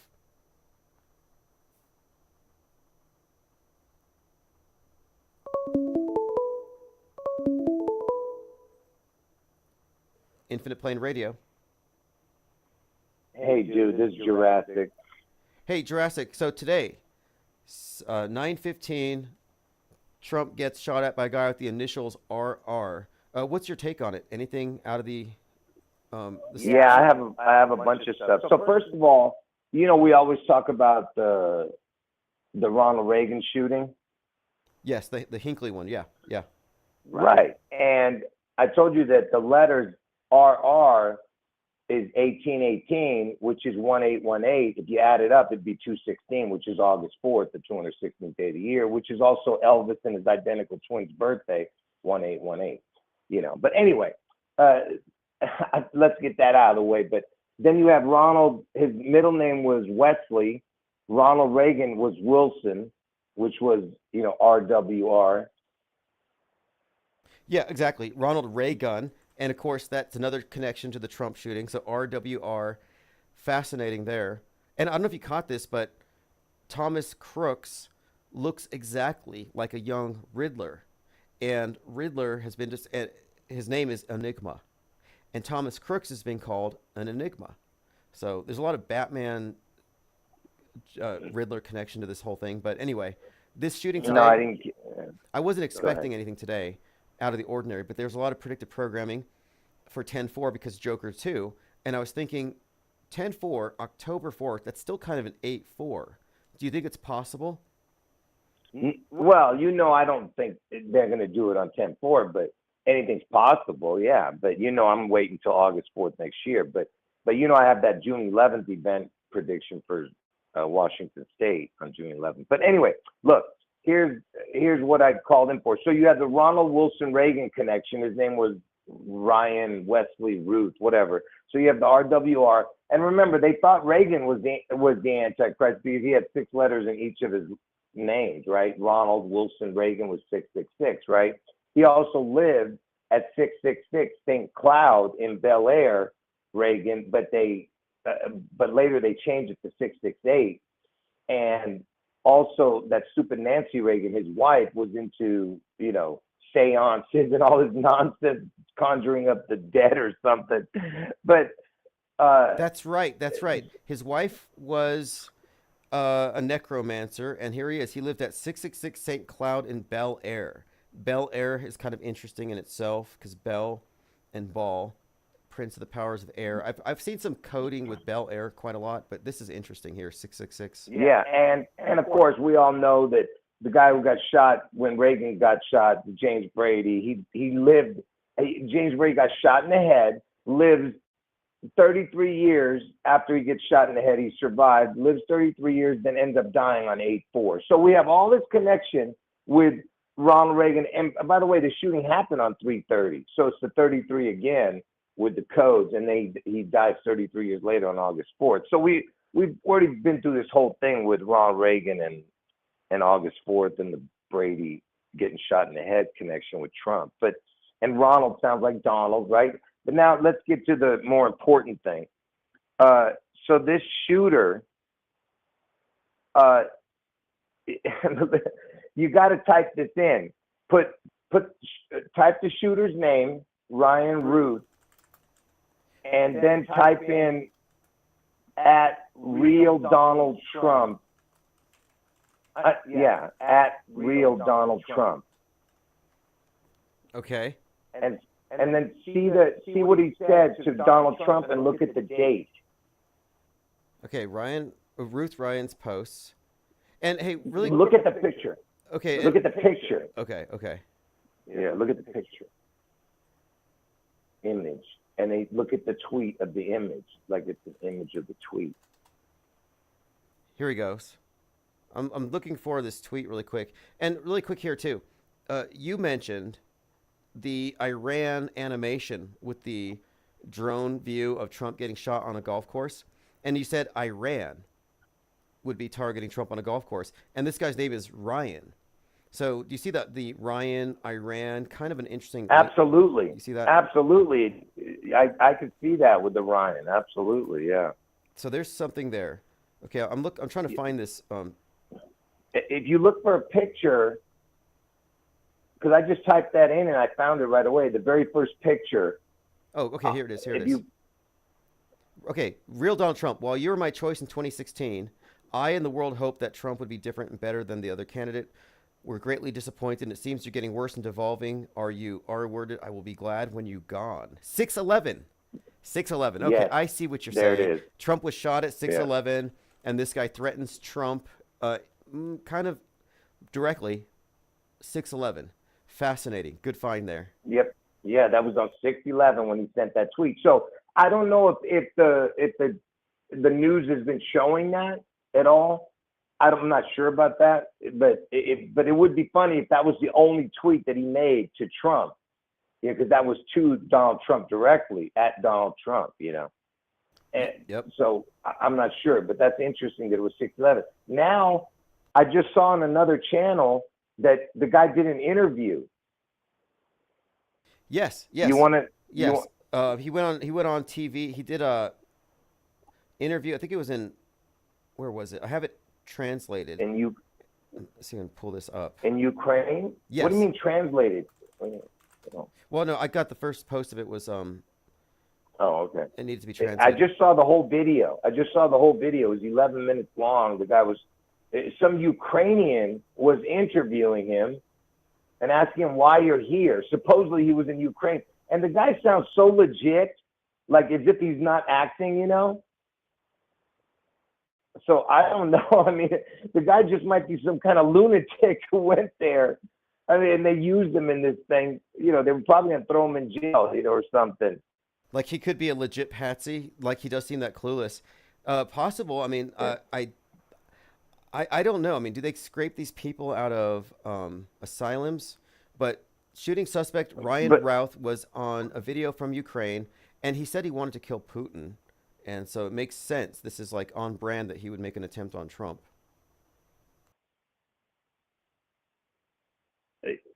Well, I'm just saying, if you look at the guy, the way he's talking, he seems like he's not reading from a script, you know. So I don't know whether they really taught this guy really good before they did the interview. But, you know, to me, he's just another, look, if you look at the guy, he looks like he's trying to get into transitioning, if you know what I'm trying to say. Yeah, I don't know what I'm seeing here. He's wrapped in the American flag, so I'm looking at him very closely. But one of the things I do with these characters is I look at all the initial photos they blast, because they're trying to give you a first impression. And one of the images, it's like he's got his hands up and his shirt is pulled up halfway over his torso. So he's a perfect candidate for a transitioner, if you understand what I'm saying, because that's what most of these shooters are, is transitioners.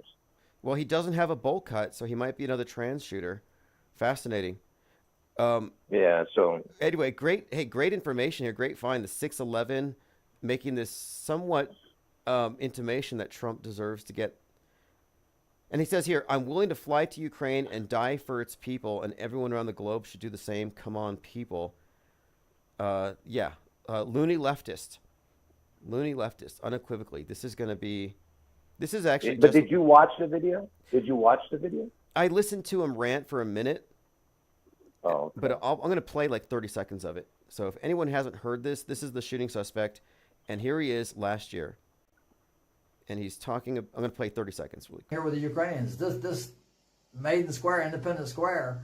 We should have millions of people in this square, filling the square from every country around the world. Well, we don't hear it. And while we don't, I don't understand. I'm Right. here every day with all the flags from all the supporting countries, with the memorials for the people that have died. And, you know, I've had several people come. Okay, wait, there's something else here. His hair. So half of it's dyed, half isn't. There's something something weird about that as far as like. Well, it's kind of like saying divided. Like he's doing the splitting it in half thing, you know? Yeah, very, very Civil War-ish. And of course, the split down the middle and the American flag shirt. I think he looks like a made-up character in a role, but very interesting. Somebody in the chat said Ronald McDonald was born on August 4th. If that's true, I don't think it's true, but I think they were just messing with us. But that would be crazy if it was true. I'm going to look it up. Was Ronald McDonald born on 8/4? Let's see here. Ronald McDonald birth date. Oh, that would be crazy if that was true. Okay, on May 1st, Ronald McDonald was born to two entrepreneurs. May Day, major pagan holiday. His birthday is September 18th. So Ronald McDonald's birthday is on the 18th, which is the date that Trump's going to have a big rally in New York. Yeah. Anyway, man, look, we know that it's not what it is. That's for sure. That's all we know. Oh, and yeah, you were talking about the Iran thing. Yeah, if you show that video of how Iran was supposedly sending that video to threaten Trump, I mean, you could show it again. It's up to you. But if you have nothing else to say, then I'll just exit. No, absolutely. Iran's supreme leader makes an online video, and I played it before. And if anyone hasn't seen it, this is a video that shows a mock drone strike of Trump while he's on a golf course. I'll just play a short clip of it in case anyone hasn't seen it yet. And this is just a clear example of, I think, Iran being thrown into the mix here as a potential source of it. But yes, here it is.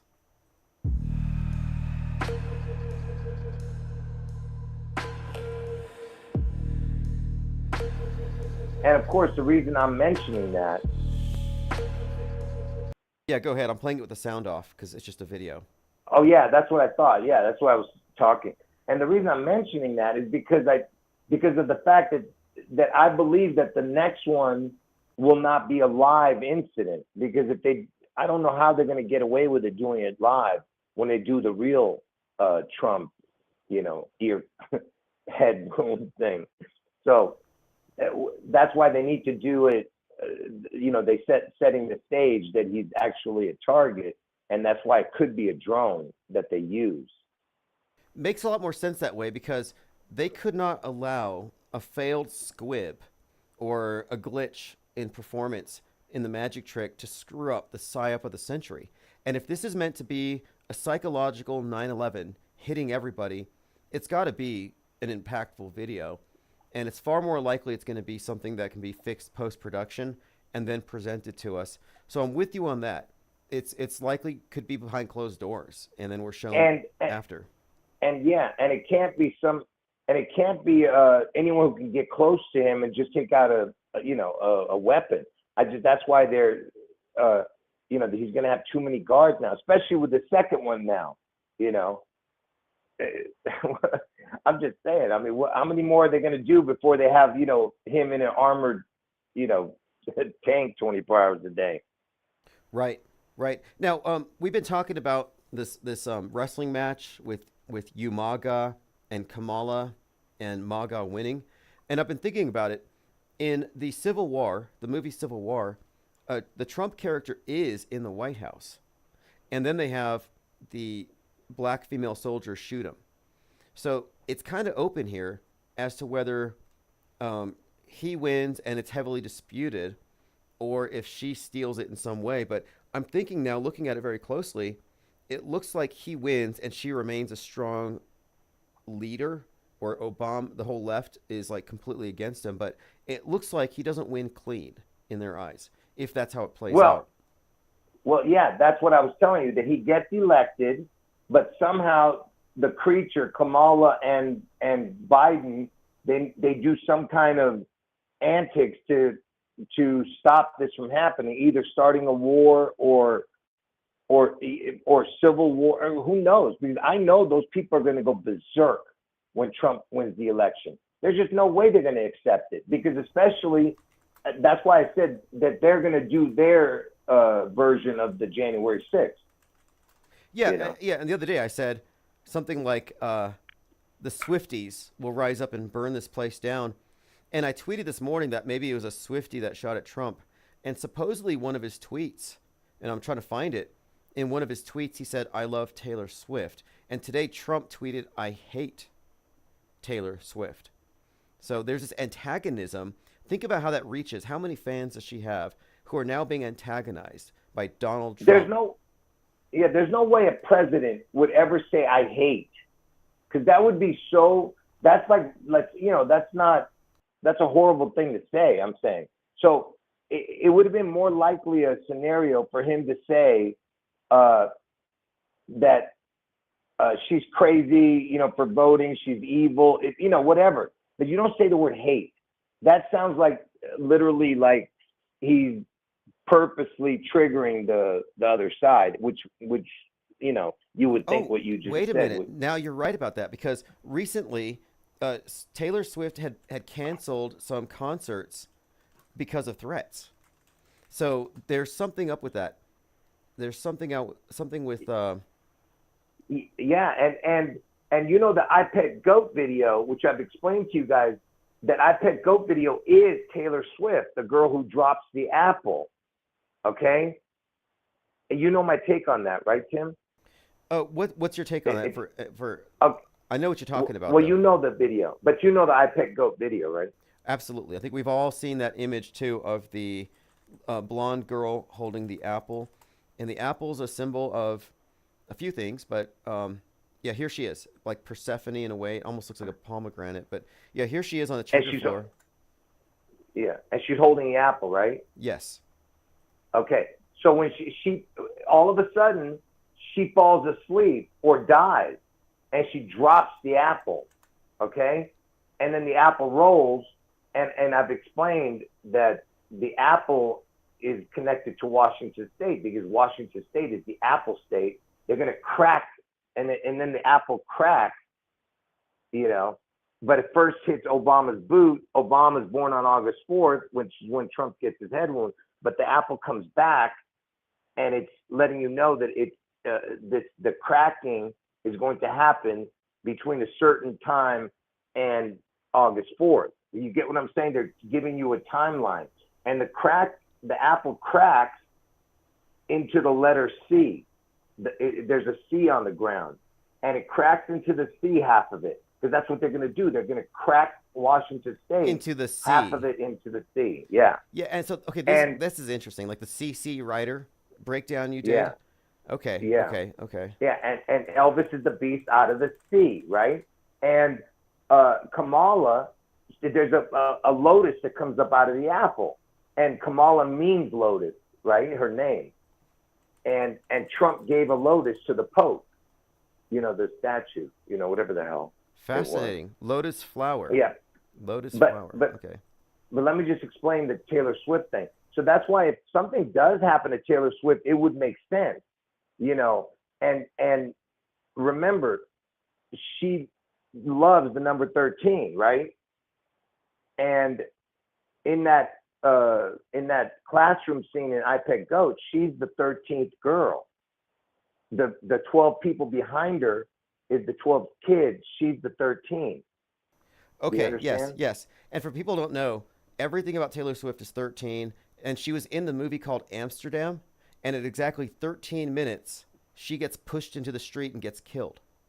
So she's always connected with 13, which is a lunar goddess number, 13 lunar months. She's been connected to Princess Diana, like she's the Princess Di of this generation. And Princess Diana is known for what? Crashing into the 13th pillar. She's been compared to Amelia Earhart, who died at sea. And she's been compared to Marilyn Monroe. She's been compared to female icons who die. And one more thing, in Leave the World Behind, they have this scene where they show this girl in a blue bikini who looks like Taylor Swift. And her name is Taylor. And they're describing how they don't know where she is, seeming to intimate that her plane crashed at sea or something. So there has been predictive programming in the last year for something happening to Taylor. And then last month, or in August, a number of shows were canceled in Vienna because there was a plot for a suicide bomber to run in there. Yeah, real quick, let's not forget why Taylor Swift is in this, because the creature, that's what this whole scenario was about the 13, because she was at the 13th, the Super Bowl game where the Chiefs won was the 13th time she was at his game. That was the 13th football game she went to, the Super Bowl one, okay? Oh yeah, that's right. It was her 13th Chiefs game that she attended, and it was the Super Bowl after a 13-hour flight from Japan. Right. And who is the creature dating? She's dating Elvis Presley. Travis Kelce. Sounds like Elvis Presley, right? Yes. Yeah. And who did he and they win the Super Bowl, and the first thing he does, he holds the trophy, and what is the first thing he does? He sings Viva Las Vegas, an Elvis song. So he's sitting there singing Elvis while he's holding the trophy. And the trophy is the Vince Lombardi trophy. Vince Lombardi was born on June 11th. So basically, he's telling you that that June 11th is the trophy. That when Elvis, you know, sings his swan song, basically, you get what I'm trying to say. That's the trophy, you know. Yeah. Okay. So the trophy and 6/11 is the birth date. You're talking about the Super Bowl award. Vince Lombardi trophy. Vince Lombardi, and then. I've also been thinking, because there was some predictive programming it was in some Tom Cruise movie where he goes to space and he goes down to Earth, the ground, and it's this nuked out stadium. And I was thinking about touchdown. There's some kind of a touchdown reference here, but yeah, again, I'll have to dig that up. Yeah, and by the way, I've said this many times. Taylor Swift's favorite numbers are 13 and 31 because the 1-3 backwards is 31, right? You know that, right? Oh yes. In fact, yeah. So her favorite numbers. Yeah, 1330. Well, the reversal, because I believe Diana died on, was it August 31st? 31st, exactly. Mm-hmm. Yeah, August 31st. And so her favorite numbers are 13 and 31. But, first number, of course, obviously, the more important is the 13 for her. But 1331 is her favorite numbers. And I told you, everything connects to the 611. The sixth prime number is 11. The 13th prime number is 31. You see what I'm saying? It's so perfect. You can't make this stuff up, man. Well, look at this. 12 years ago, this is in 2012, Taylor Swift made a very public display of mourning for Diana at that memorial spot. And I believe there's a pentagram built in the ground there. I had to look. It's like a 5-pointed star and a torch. And the pentagram associated with witchcraft, like the number 13. And I was told this by someone who was into the stuff, that the apple, you split it in half, you have a 5-pointed star right in the middle. And this is highly significant to various goddesses like Eris and others, where the pentagram is sacred to goddesses, and the apple is kind of tied into that. Let me just solidify why she's the iPad Goat girl. Besides it being the 13th person in that, when in the classroom, she's the 13th girl who drops the apple. She won Apple Entertainer of the Year, okay, right before 2024. It was at the end of 2023. She won Apple Entertainer of the Year, Apple Music. And you know who does the Super Bowl is Apple Music, halftime show. Okay?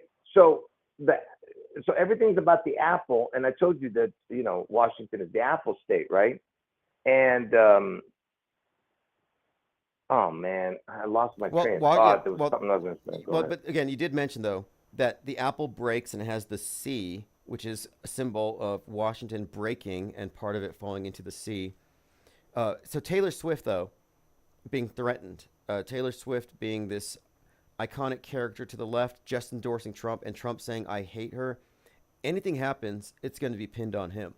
A mind virus, just like the cat rumors triggered a response. Trump saying that now can be used as a justification for any kind of a psyop, which would totally inflame the left. Man, keep talking, man, because I've completely lost my train. I have something important to say. I need to figure it out. Okay, well, we're talking about Ryan Routh, who made an attempt on Trump at the golf course, and he made a seeming threat on 6/11. He's got the Joker hair, which is typical of what we'd expect from one of these shooters. Crazy eyes, Joker hair. This is amazing, too. The story's only a few hours old, and we have so much information about him already. We have all of his tweets, his social media, an entire media package here. This is such a PR stunt. The name Ryan we were talking about, Ryan Iran, just kind of a interesting detail. I've also been looking into numbers of 9/11, and someone had mentioned this. So 7 times 7 times 7 is 343. And you had the whole thing with the fire department, 343, the firefighters who died that day. And now they're saying that 343 have died since of 9/11 illness. So another 343. There's so many ridiculous repetitive uses of numbers with 9/11, and it goes even deeper than I thought. I was listening to Fakeologist and Building 7, 7-second okay, fall. just real quick. Yeah, go ahead. Sorry, man. So this is what happened. So after she won Apple, the Apple Award for being Entertainer of the Year, the very first biggest story in 2024, this year, New Year's Day, is she broke Elvis Presley's record, Taylor Swift, for the most longest having a Billboard 200. It was the only biggest story, the very first one of the New Year's was that story. Oh, I see okay? that. Okay, January 2nd. Here it goes. Taylor Swift passes Elvis Presley's record. No, it was actually January 1st. It on- happened on Yeah, I see that. I see that here. More popular than Elvis. Okay, so I missed that. And she just received, I believe, it was 30. Was it her? She was 33 when she received a Grammy. So this. Yeah, that's what I'm getting to. Just real quick. So they took down the I Pet Goat video back on September 5th, which is very important because it connects to a lot of things I'm talking about with my birthday and stuff. Because I was born on 9/4, but it landed on 9/5 because it was a leap year. But listen, so they took down the I Pet Goat video, the Helio Font channel, who made the video. They took it down on 9/5. She goes to the Grammys dressed as the Apple Girl. Look at her, the Apple Girl in the video is got her hair to the side wearing a white dress, right? Yes. Look at her at the Grammys. She's wearing a white dress with her hair sideways, okay? Interesting. And so Taylor Swift at the Grammys looks just like the girl from I Pet Goat. I see that. Same hair. Okay. So after she wins her 13th Grammy, and then she won a 14th that night, but she won her 13th Grammy that night, the I Pet Goat people loaded their video back up onto the channel that day. Oh, that night they put it up. Okay. Or the very next day, they reloaded it. Okay. So they're telling you, they gave you a timeline. So as soon as she, because they're trying to tell you it's connected to her. Okay. And they reloaded that video when the creature won the Grammy that night. That's all I was trying to, make. Fascinating. Come up with. Now, yeah, there's a lot in this because she turns 33, she wins this thing, and on that night, Beyonce won her 33rd Grammy. So you have this thing where they both have the 33 attached. She's 33, Beyonce has the 33rd. And then there were some who were saying that Beyonce should have won it, not her, which goes back to Ye, who also interrupted Taylor getting an award. But the connection here is the Taylor-Beyonce thing. There's some kind of dialectic here. Not quite sure what, but remember, it was Beyonce who was playing in the Super Bowl 47 when they had the 33-minute blackout. And so there's something up here with these two artists that night getting the Grammy Award. Yeah, and Beyonce's born on my birthday, 9/4. That's what I'm saying, because 9/4, 9/5 is very important, which connects to the America's age being 247, 248, 249. I'm just saying from this year, next year is 248, 249 years old. But forget about that. You're not going to understand that.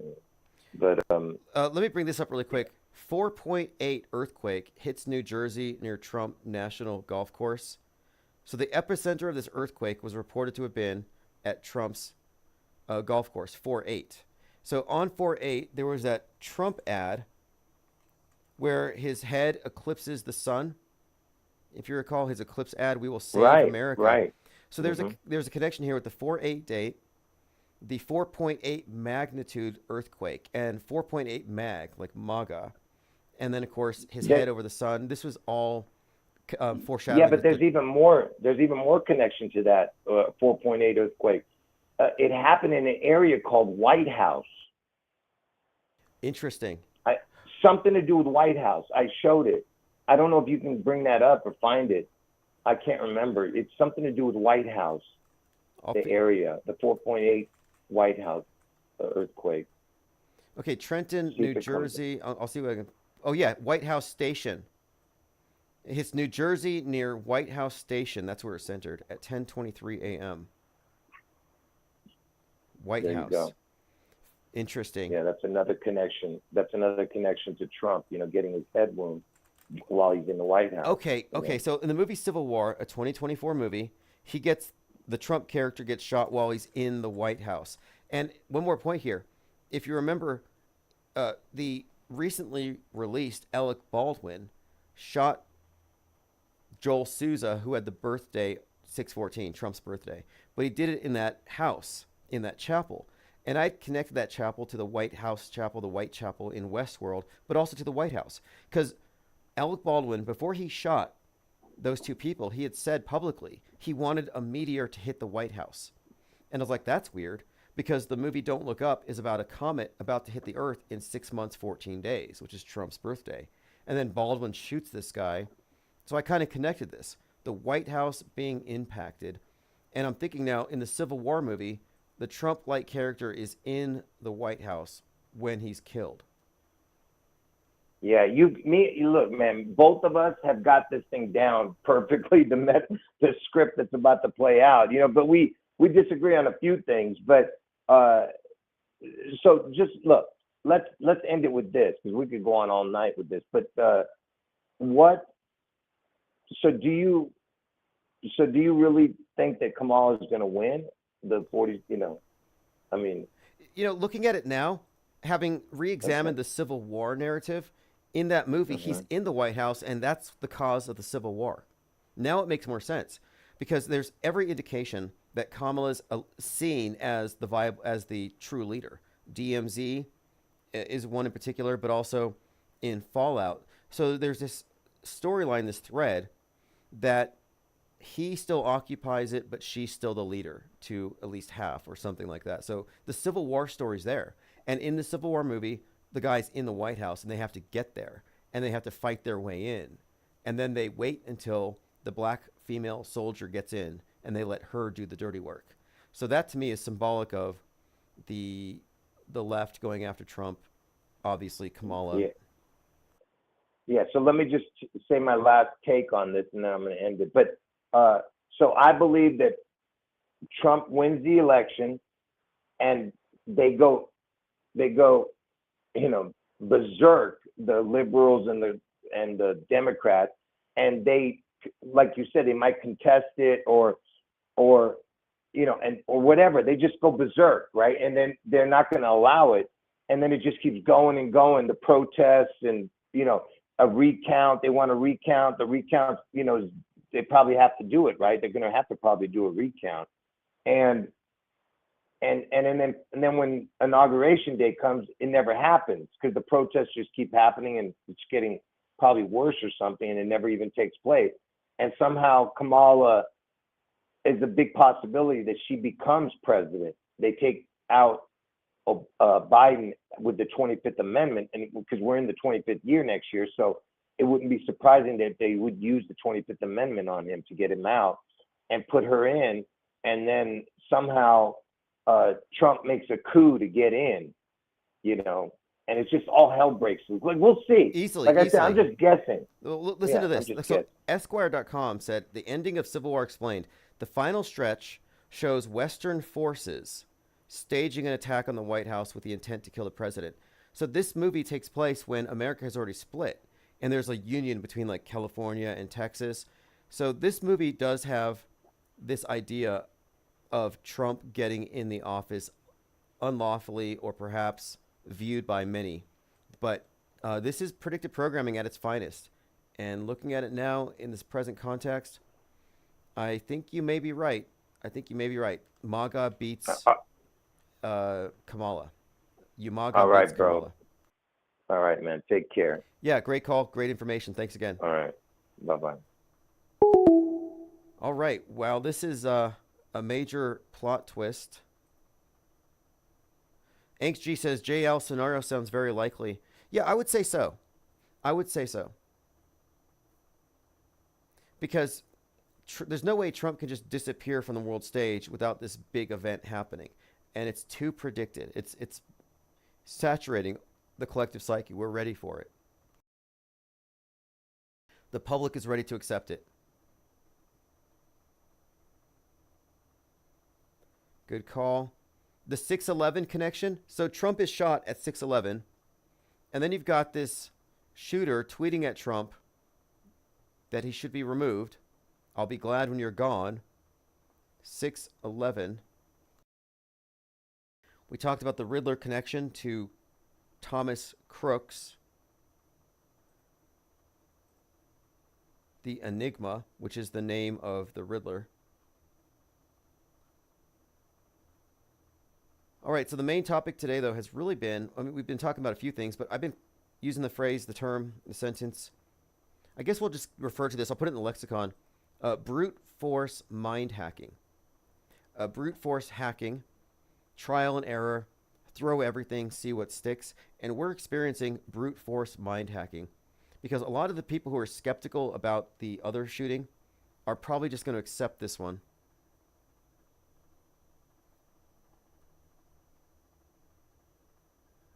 Thank you for feeding the crack, Gwyn. Nicotramus. IPS appreciates the support. He says JL's calls are the best. Yeah, and to me, again, like he says, it's not about, we have different views, for sure. But there's still time. And I will correct my ways. I will adjust my trajectory based on new facts, new information. Predictive programming-wise, Kamala is in the picture. And it's been this way for a long time. She's born on the day Herbert Hoover dies. Herbert Hoover Libraries, where Gerald Ford predicted her emergence.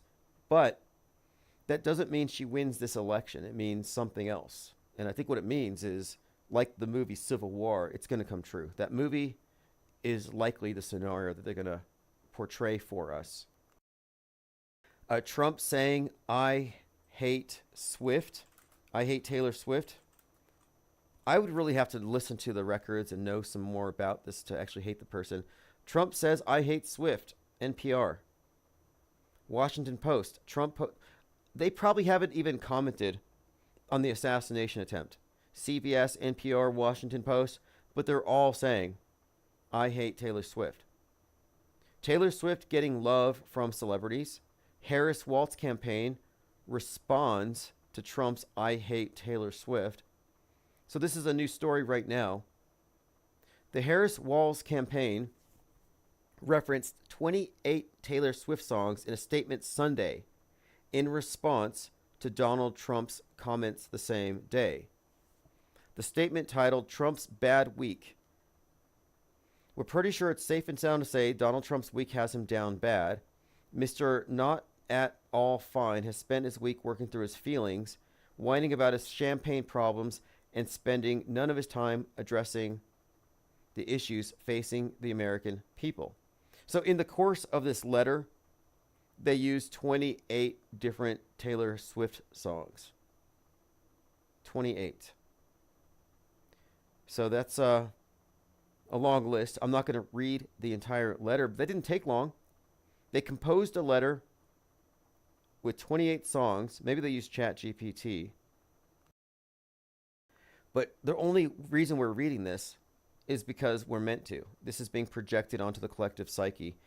Just like last year, Taylor Swift. I put a moratorium on talking about her. But now look where we're at. Now we're here.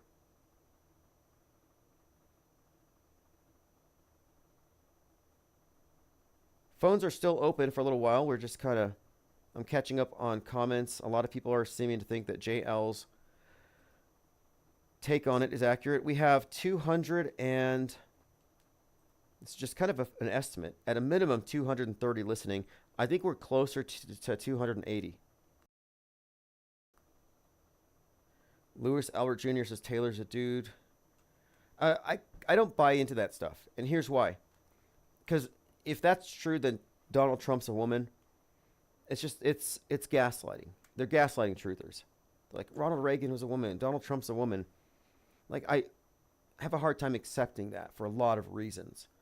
Namely, there's no way he gave birth to Barron Trump when he was 60. Like, you have to take your assertion and reason it through. Like, if true, what must also necessarily be true? And if you have to rule that out for it to be true, then maybe you have to examine your premise and start over again.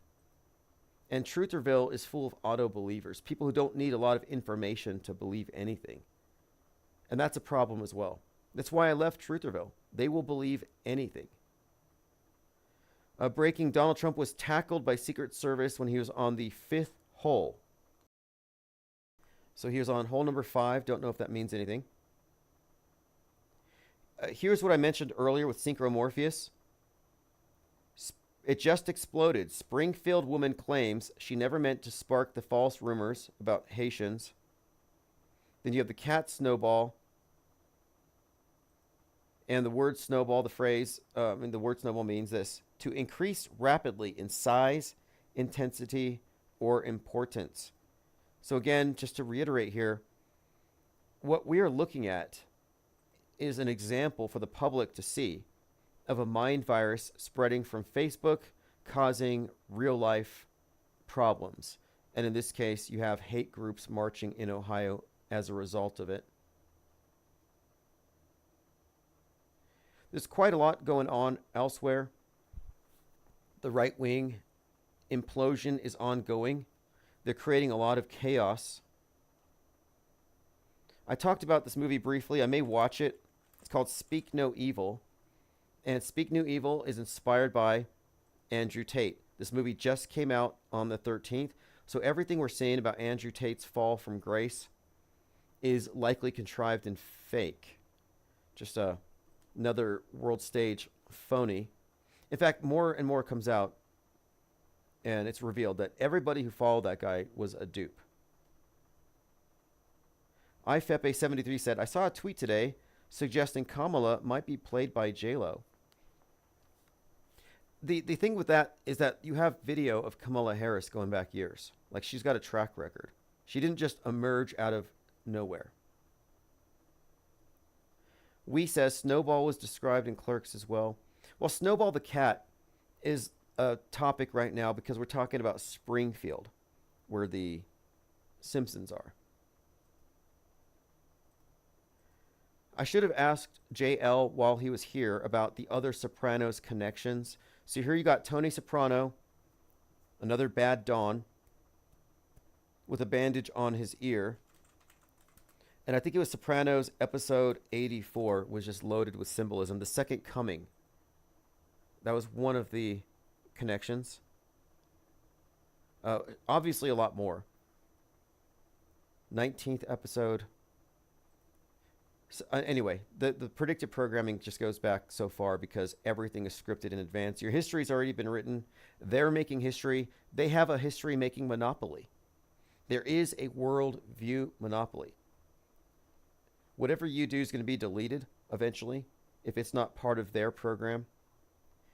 Okay, here's something else. This is what I want to show you. This is an astronaut in space, supposedly. And he's got a big vein on his forehead, which would kind of suggest that he's hanging upside down.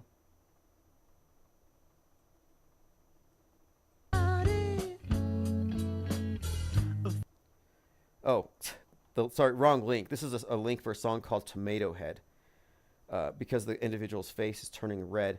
I got into this debate with somebody about what we're looking at. And I suggested to him, his name was King Frustrated. I suggested to him that we're looking at special effects when we're looking at these astronauts supposedly flipping around. And he said to me, I'm very literate in special effects. They can do wonderful things when you do multiple takes and splice them together. But on a live stream, not so much. So I countered with, maybe you should research stage magic. Stage magic is basically live special effects that involve optical illusions. So we've had this back and forth over what we're really looking at here. And we're looking at a vein popping out of this guy's forehead as he hangs upside down. Stuff we've commented on before, the way they sit or stand rather when they're floating. Their arms are usually awkwardly crossed across their chests because they're hiding something. The fact that they're dangling, it's like a gallows. But there are people who are on the side of this being real and it couldn't be special effects. And I think that's an important point to get into. So again, King Frustrated and I had this back and forth, and he said, in order to do what he did, and we're just talking about a somersault, he would need harnesses, and one cannot, in a live stream, complete that with wires and special effects. It is impossible. So he suggests that it would be impossible to do a flip on live TV because you would have to do some post-production work. Not true. You can chroma key out the green chords or whatever color they are. But what I countered with was, you state that there are things within the realm of special effects that are unachievable. The fallacy at work here is argument from ignorance and incredulity. McToon said The way he twisted and rotated is not possible with wires. So McToon, a top-tier glurf, full-time anti-flat earther on YouTube, he says it would be impossible for somebody to rotate or twist around with wires. So what I proposed here is that he's offering us a straw man argument, even an either or argument, like it must be wires or it can't happen at all. It's like that's not exactly true either. So that's another kind of a fallacious approach, but these individuals are defending the indefensible, and it's rather comical because they have to basically force themselves not to see. So I showed him how you can indeed perform these things. You can see these things perform live. I cited as a sort of a mic drop Kate Perry floating around at the Video Music Awards, and you couldn't see the wires. It was totally believable. So would that necessarily have required that they are all in outer space? Well, no. So here's Penn and Teller, and you can't tell, but they're upside down. We could do it all, but we haven't got the money. We don't think the magicians are judged by their pocketbooks. We think they're judged by their skill. So this is from Saturday Night Live back in 1986. And this is the same level of special effects that NASA is still using today. So here they are on live TV, and look at this. Hand, and then she's gone. We'll go one step further, Mr. Copperfield. We will. Little objects are flying up out of their hands. Everything they bring up just vertically shoots up. So what is causing this? Well, you can't see it, but they're in this specially rigged stage, and they're upside down. So here we are looking at the camera backing up. They're actually hanging by their feet. They're upside down. And the camera has done a flip. So this is what we're seeing, a lot of special effects on the ISS. It's special effects, it's not zero G, and the people defending it are kind of pretending to be ignorant. Like there's no way they could fake that. All you have to do is watch Netflix, watch science fiction. You can see what they're faking. Anyway, I wouldn't want that gig.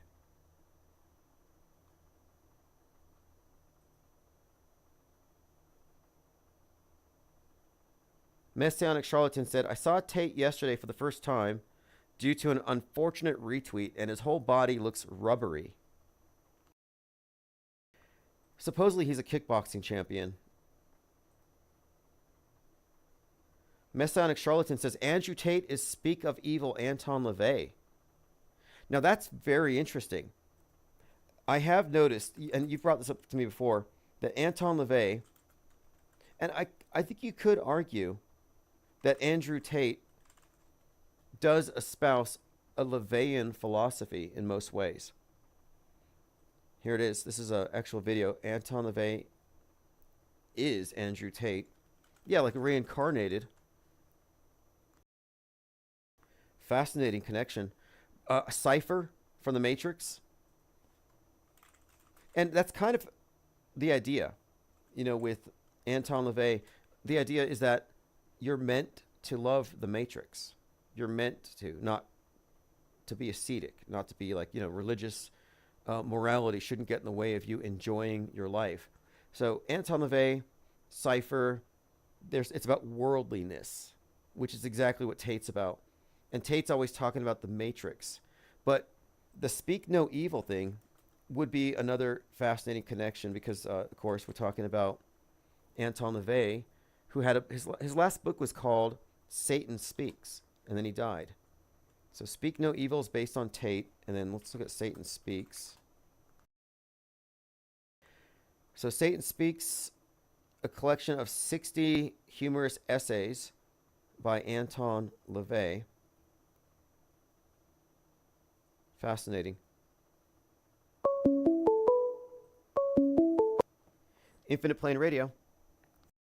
Hey, what's going on? Just going over this very slow news day. Another day, another fake shooting at Trump. Oh, yeah. Am I live or something? Oh, yes. We are live. There's about 235 people in video and another 50 or so. Another 50 Okay, or I so. got a question. Yeah, what's your question?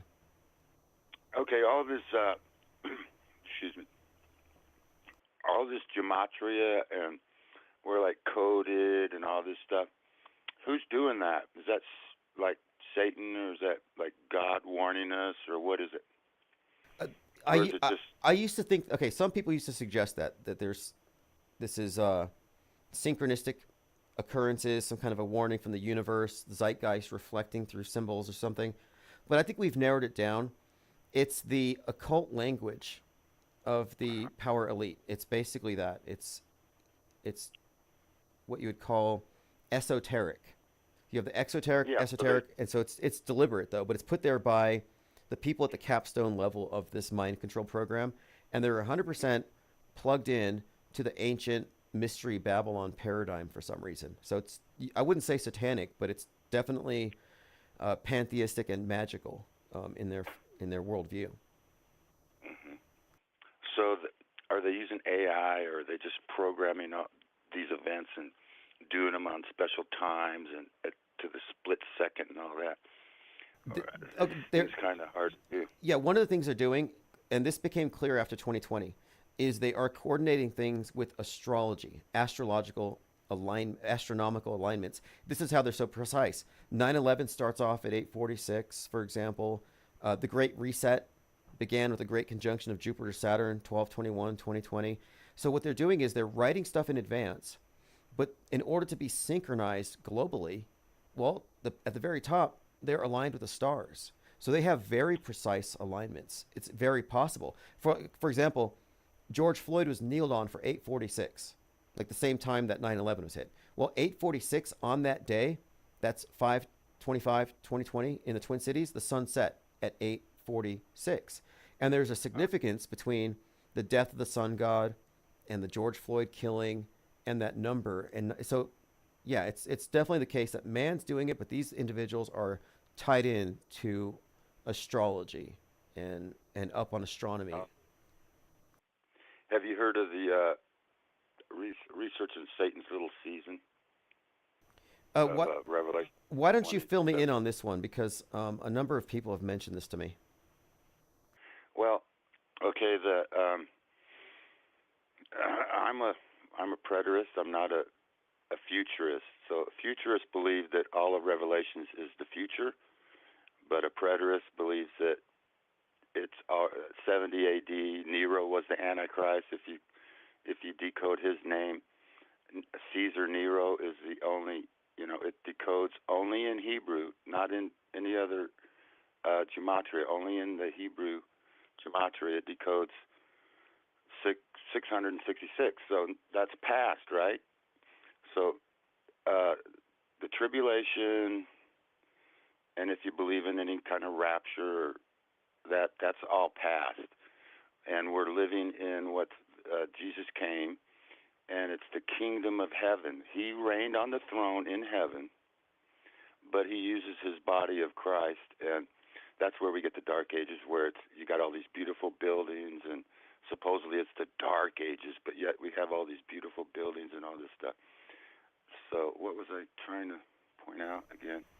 Well, in the comments, there's Diana Southard. She also believes that everything in the Bible has already happened, that Revelation isn't something to come. It's already happened. Oh, yeah.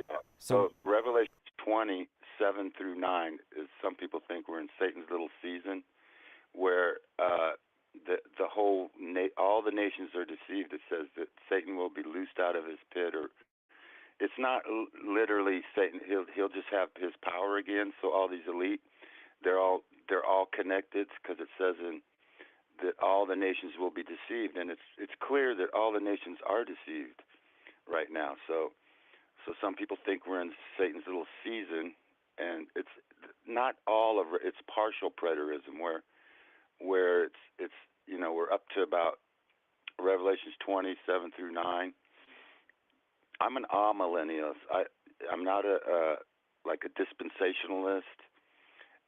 There's 4 views of Revelation. You can check it out. There's a guy named Steve Gregg. He's got a ministry called The Narrow Path.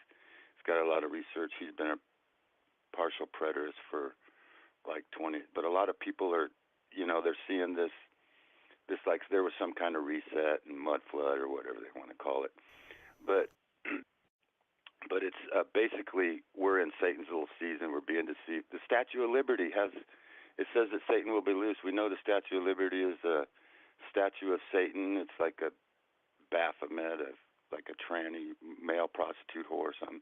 If you look at the chain, there's a chain around it. I think you could compare it to some representations of Lucifer. I think a painting by William Blake with the chain. But also, interestingly, Lucifer is Venus to the Greeks. And Venus is associated with copper, the metal, green. Liberty. And the Statue of Liberty is made of copper and it's green. So you could argue that it's Lucifer, the light bearer, which is the torch. And there's quite a lot there. And one more point here, just anybody who's listening, because a lot of people are mentioning how the shooter of today has this Joker-like hair. His hair is dyed blue and yellow. What happens when you mix blue and yellow? Yeah. You get? What color do you get? Green, like Joker. Blue. Yeah.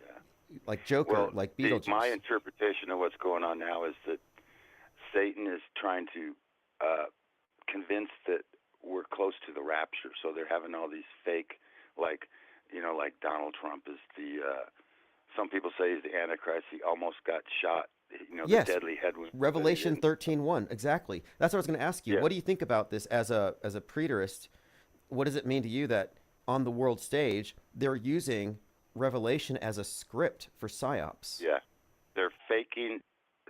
They're using Revelations, trying to say that it's happening now when it's already happened.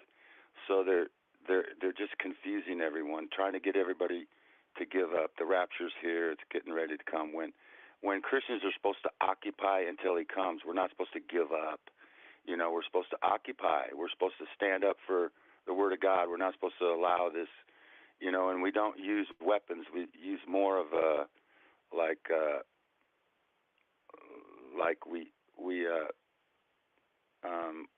it's how we live. We just live it. I ignore the government. That's what I do. I say it's mind war. I say you can't get off the grid by hiding in a bunker in the hills. You get off the grid mentally. Like I'm off the grid because I've stepped outside of their paradigm and I see it for what it is.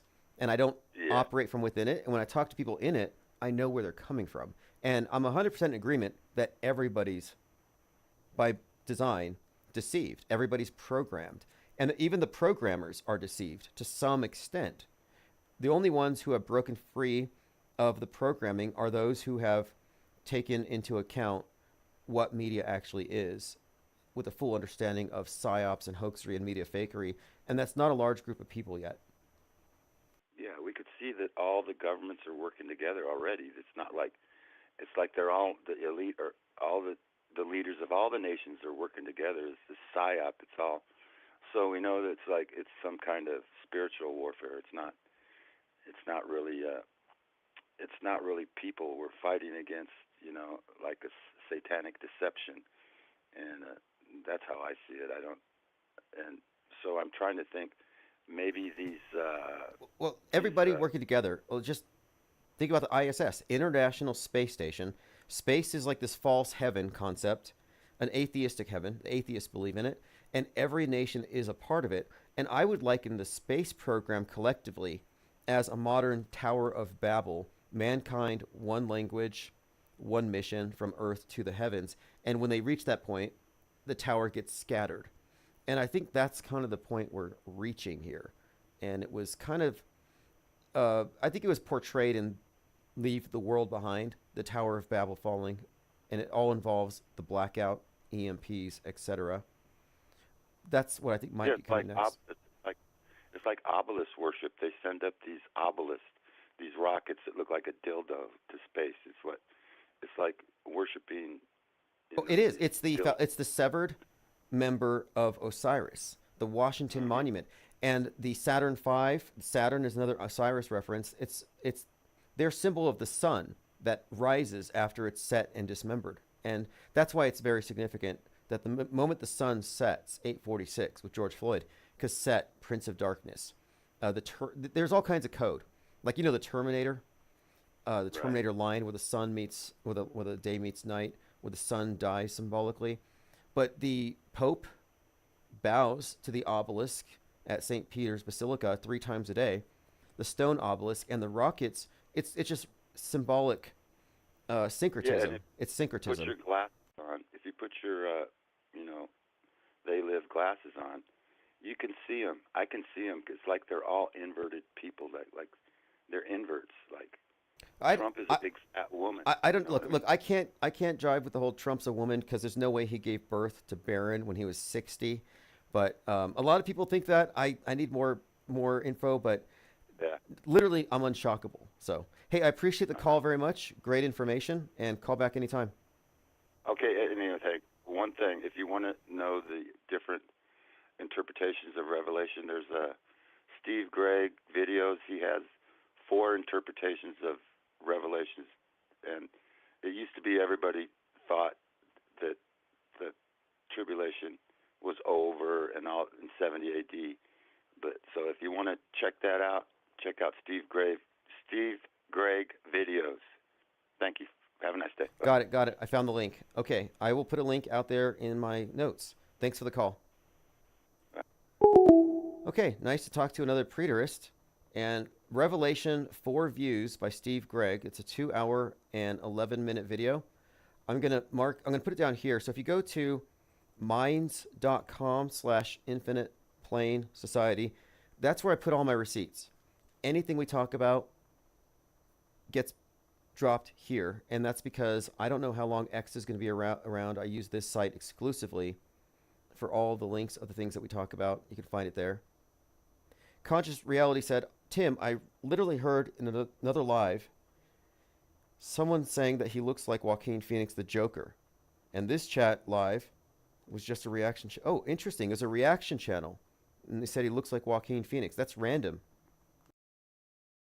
I would also say, too, though, that the fact that his hair is this blue-yellow, that could be another Joker reference as well. Because you got Joker with the green hair. Beetlejuice is out there right now. The movie just came out. Green hair. Trying to dig into what this all means, but obviously the connection here, Joker 2 is about to come out. And this is a Joker-esque character. And remember the previous guy, Maxwell Azrello, who was outside of the Trump White House. Let's look at Maxwell Azrello and just compare the two. Mr. Eat the Rich. And he has the crazy Joker looking. And there he is with this one eye symbolism. Set himself on fire next to a hot dog stand. You notice he didn't scream? Do you know why he didn't scream? There's this stuff called, I think it's called burn gel. Let me see if I can find it. There's this special effects gel that they put on so they can set actors on fire. They use it for Game of Thrones. And you have to hold your breath. But you can coat somebody in this clear gel. And if that one indication that they're using it is there's not going to be any screaming because they're holding their breath. Okay, let me see if I can pull this up. We talked about this, Zell gel. So it's a fireproof gel called Zell gel. When it comes to showing people burned alive for Game of Thrones, stunt performers wear 3 layers of fireproof underwear soaked in Zell gel. Naked burn gel. Fire Skin 360, the premium product designed for the purposes of creating long burns directly on the skin, also called naked burns. So this is industry standard stuff for fire stunts. And I was watching this Maxwell Azrello stunt performed on TV in front of CNN. And I looked into this and what goes into it. And in just in these discussions, I was like, I was deep in the weeds here. And someone had said that you have to hold your breath. So I'm thinking this guy coats himself, and before he lights himself on fire, his hair does look slicked down. So you're thinking, oh, he's doused himself in something. No, he came out covered in Zell gel. Special effects. We say fake until proven real. Yeah, special effects need to be considered on every psyop like this, any event like this. Elephant Tusk says, there is no singular Satan. It is a title, and specifically entities embody this role or title. Yeah, sure. Satan, the accuser. I told Marcus Goldfinch that I am his Satan. You know, like Satan and Job. Like, I'm doing God's work, punishing him.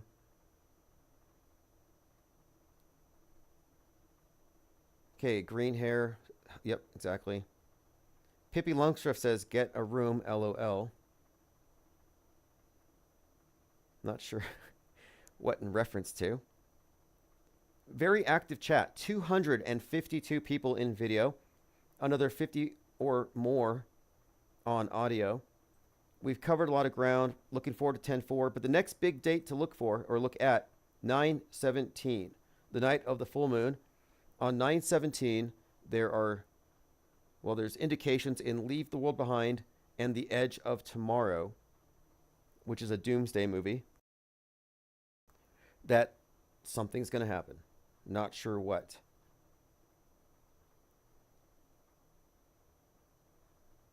Let's see. I guess I should play this clip since I mentioned it. We're talking about the fake space station and this flip that has the globe earthers baffled. This is actually sad. It is sad that someone as smart as Mick Toon can't see through a special effect that could probably fool a kindergartner. And I don't even know if that's the case. And her hair, and this was pointed out, I think it was by Cubstar this morning. Yeah, I got to read this comment too. The actual trick here is that Suni is upside down and Butch starts the right way. So we're looking at a Penn and Teller trick. He turns upside down and fastens his feet. You can tell when the blood goes to his head and puffs up his face. Suni's hair keeps returning to its downward position whenever she moves. It doesn't drift freely. Gravity is up in this video. This is a practical trick. His wires don't cross over, or if they do, they're attached to a rotating fastener. So here's the clip that has Mick Toon utterly baffled. Is so much different than being on Earth, and I think it opens up that door of making you think a little bit differently, just perspective. And I had that opportunity. I think I was on, week 12 of writing a journal to send down to folks, and I really feel very fortunate about that, being able to send it to people and they can understand what we're doing up here and see that. As someone who has done a lot of work with editing, Final Cut Pro, multiple layers, chroma key, I give them an F. I can see the edges around this guy. That scene behind them, I don't even think they're in the simulation, in the model. I think they're just in front of a green screen. And she's upside down. He was vertical. Now he's upside down. And as Cubstar pointed out, this is entirely different. When you're looking at him here, his face is calm, relaxed, kind of pale. Now we flip him. And now he is red like a tomato. That's why that person sent me that Tomato Head song. His face, look, he's swelled up. Now he's upside down like her, and his hair is starting to stand up. This is funny that this fools people. And she's like, this is world-class science. Mick Toon, the way he twisted, that's not possible with wires. So amazed. He's doing the soy jack. The soy jack? It's that meme where the guy with the neck beard has his mouth wide open and he's pointing like he's just amazed at something. This is Mick Toon. This is your average glurf watching these cheesy special effects. Like, OMG, that's so amazing. World-class science. It's like, this isn't even world-class special effects. This might have been passable, I don't know, in the 80s? This is pretty terrible. I'm sorry. I've seen better special effects on the Power Rangers. And that was pretty cheesy looking stuff. I think it opens up that door of making you think a little bit differently, just perspective. And I had that opportunity. I think I was on. All right. Anyway, look at this guy's tomato head. Case closed. If you fall for this, you can't see through basic kindergarten level special effects. You're reality impaired. Nothing to be proud of. Okay, we talked about the fact that Jack Posobiec and others are still sharing videos of sheep and chickens, telling their followers that these are cats and dogs, prompting the Klan and the Proud Boys to go marching in Springfield. Talking about the shooter and his strange appearance and antics, and his hair being the blue-yellow of the Ukraine flag is easily a reference to the green hair of Joker, Joker 2 comes out 10/4. And I just learned today that people thought the Joker 2 mob outside the Trump courthouse were there for Trump. But no, they were extras chanting for Joker. So you already have the merging of this mob associated with Joker 2 and this assassination of Trump attempt, because Trump again was in on the 55th anniversary of the MLK assassination. So that was 4/4/1968. Then 4/4/2023, Trump is arraigned.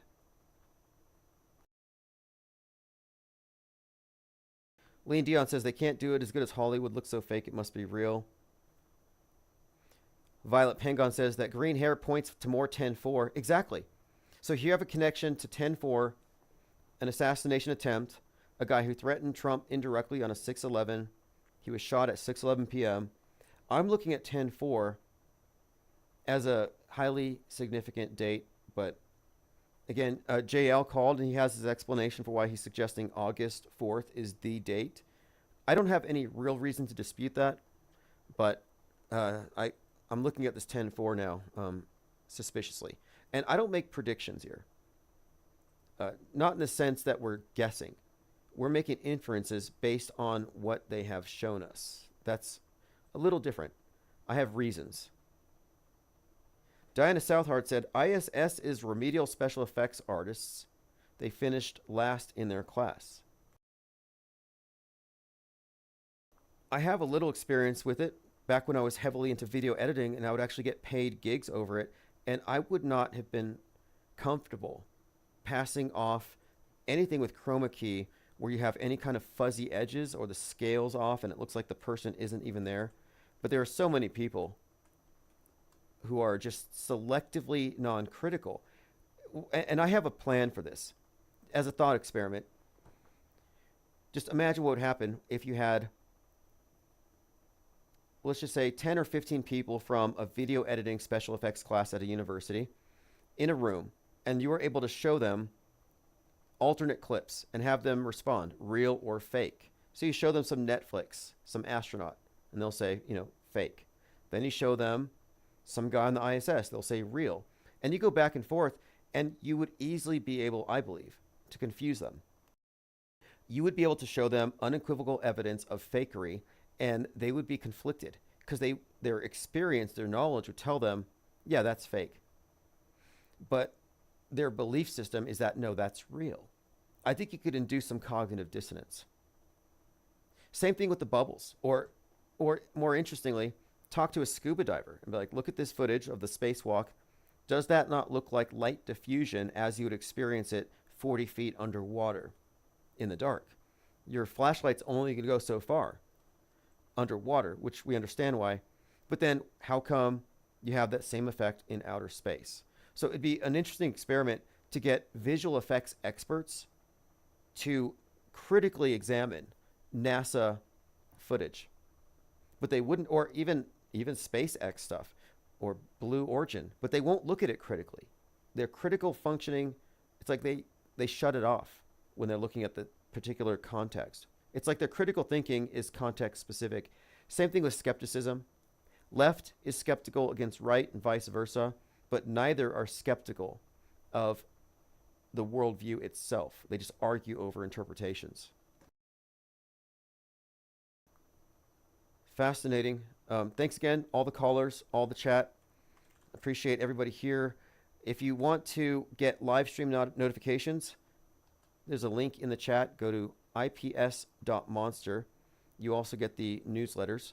And the IPS Insider is going into print next week, at the very latest, if not sooner. It depends on how well I do with art sales. But everything here helps. Every comment moves this conversation forward, and we've been uncovering a lot of great information. We started off today, just to reiterate, Time magazine has Trump being chased off a golf course, and this was released on 9/11. So listen to the Morning Joe. Morning Joe talking about this cover. To the sounds of Year of the Cat. Let's take a look at the new issue of Time magazine. The headline reads, "In Trouble," with an illustration of Donald Trump driving a golf cart into a sand trap. We're going to be talking about Taylor Swift, cats, and last night's debate in 2 minutes. So there they are, gawking over this cover. Probably had no idea how prescient this cover is. Esteban says, is this where I should be signing up instead of YouTube? Yeah, YouTube's unreliable. They hate me. I'm suing them. So I would recommend go to ips.monster or join Patreon. But if you sign up at ips.monster, you will get notifications reliably, and you will be getting the archives sent to your box. So there's the link right there. Go ahead and sign up. And everyone, thanks for joining. This is Symbia, Autohoaxology. I don't live in truth or villain. Just because you saw it on the screen doesn't make it real. I don't take the red pill, I don't take the blue pill. I just choose to follow my dreams, autohoax and chill. I stepped off the world stage and I've moved away from all the fake outrage and the hearsay. And I don't give the time of day to those that naysay, because they got a bad case of the mind age. I stepped away from the game entirely. I won't be caught up in their lame dichotomy. I've stepped away from the cage entirely. I'm free today and my mind's been set by reading out of Occult, out of the control system finally. I know where to go if you follow me, cause I've been reading out of Occult. Nothing can bother me out of Occult. Won't put the screen before it's blasphemy. I won't become another mind war casualty. I came up out the realm of possibility to take the helm of this reality. Cause I've been chillin', reading out of Occult, rejecting all the expectations of the auto-believer, to become a new creation on the raft of receiver. Standing on the sword of truth, I stab the backs of deceiver, demanding burdens for the proof from all the hacks and believers. I stepped away from the game entirely. I won't be caught up in the lame dichotomy. I stepped away from the cage entirely. I'm free today and my mind's been set by reading autohoaxology, out of the control system finally. I know where to go if you follow me, cause I've been reading autohoaxology. Nothing can bother me, autohoaxology. Won't put the screen before it's blasphemy. I won't become another mind war casualty. I came up out the realm of possibility to take the helm of this reality. Cause I've been chillin', reading autohoaxology, suspending all the judgment, you won't get a reaction. Won't defend it, I won't budge until I get all the facts in. I won't argue with the bots about the next current thing, crying over the fake bodies like a bitter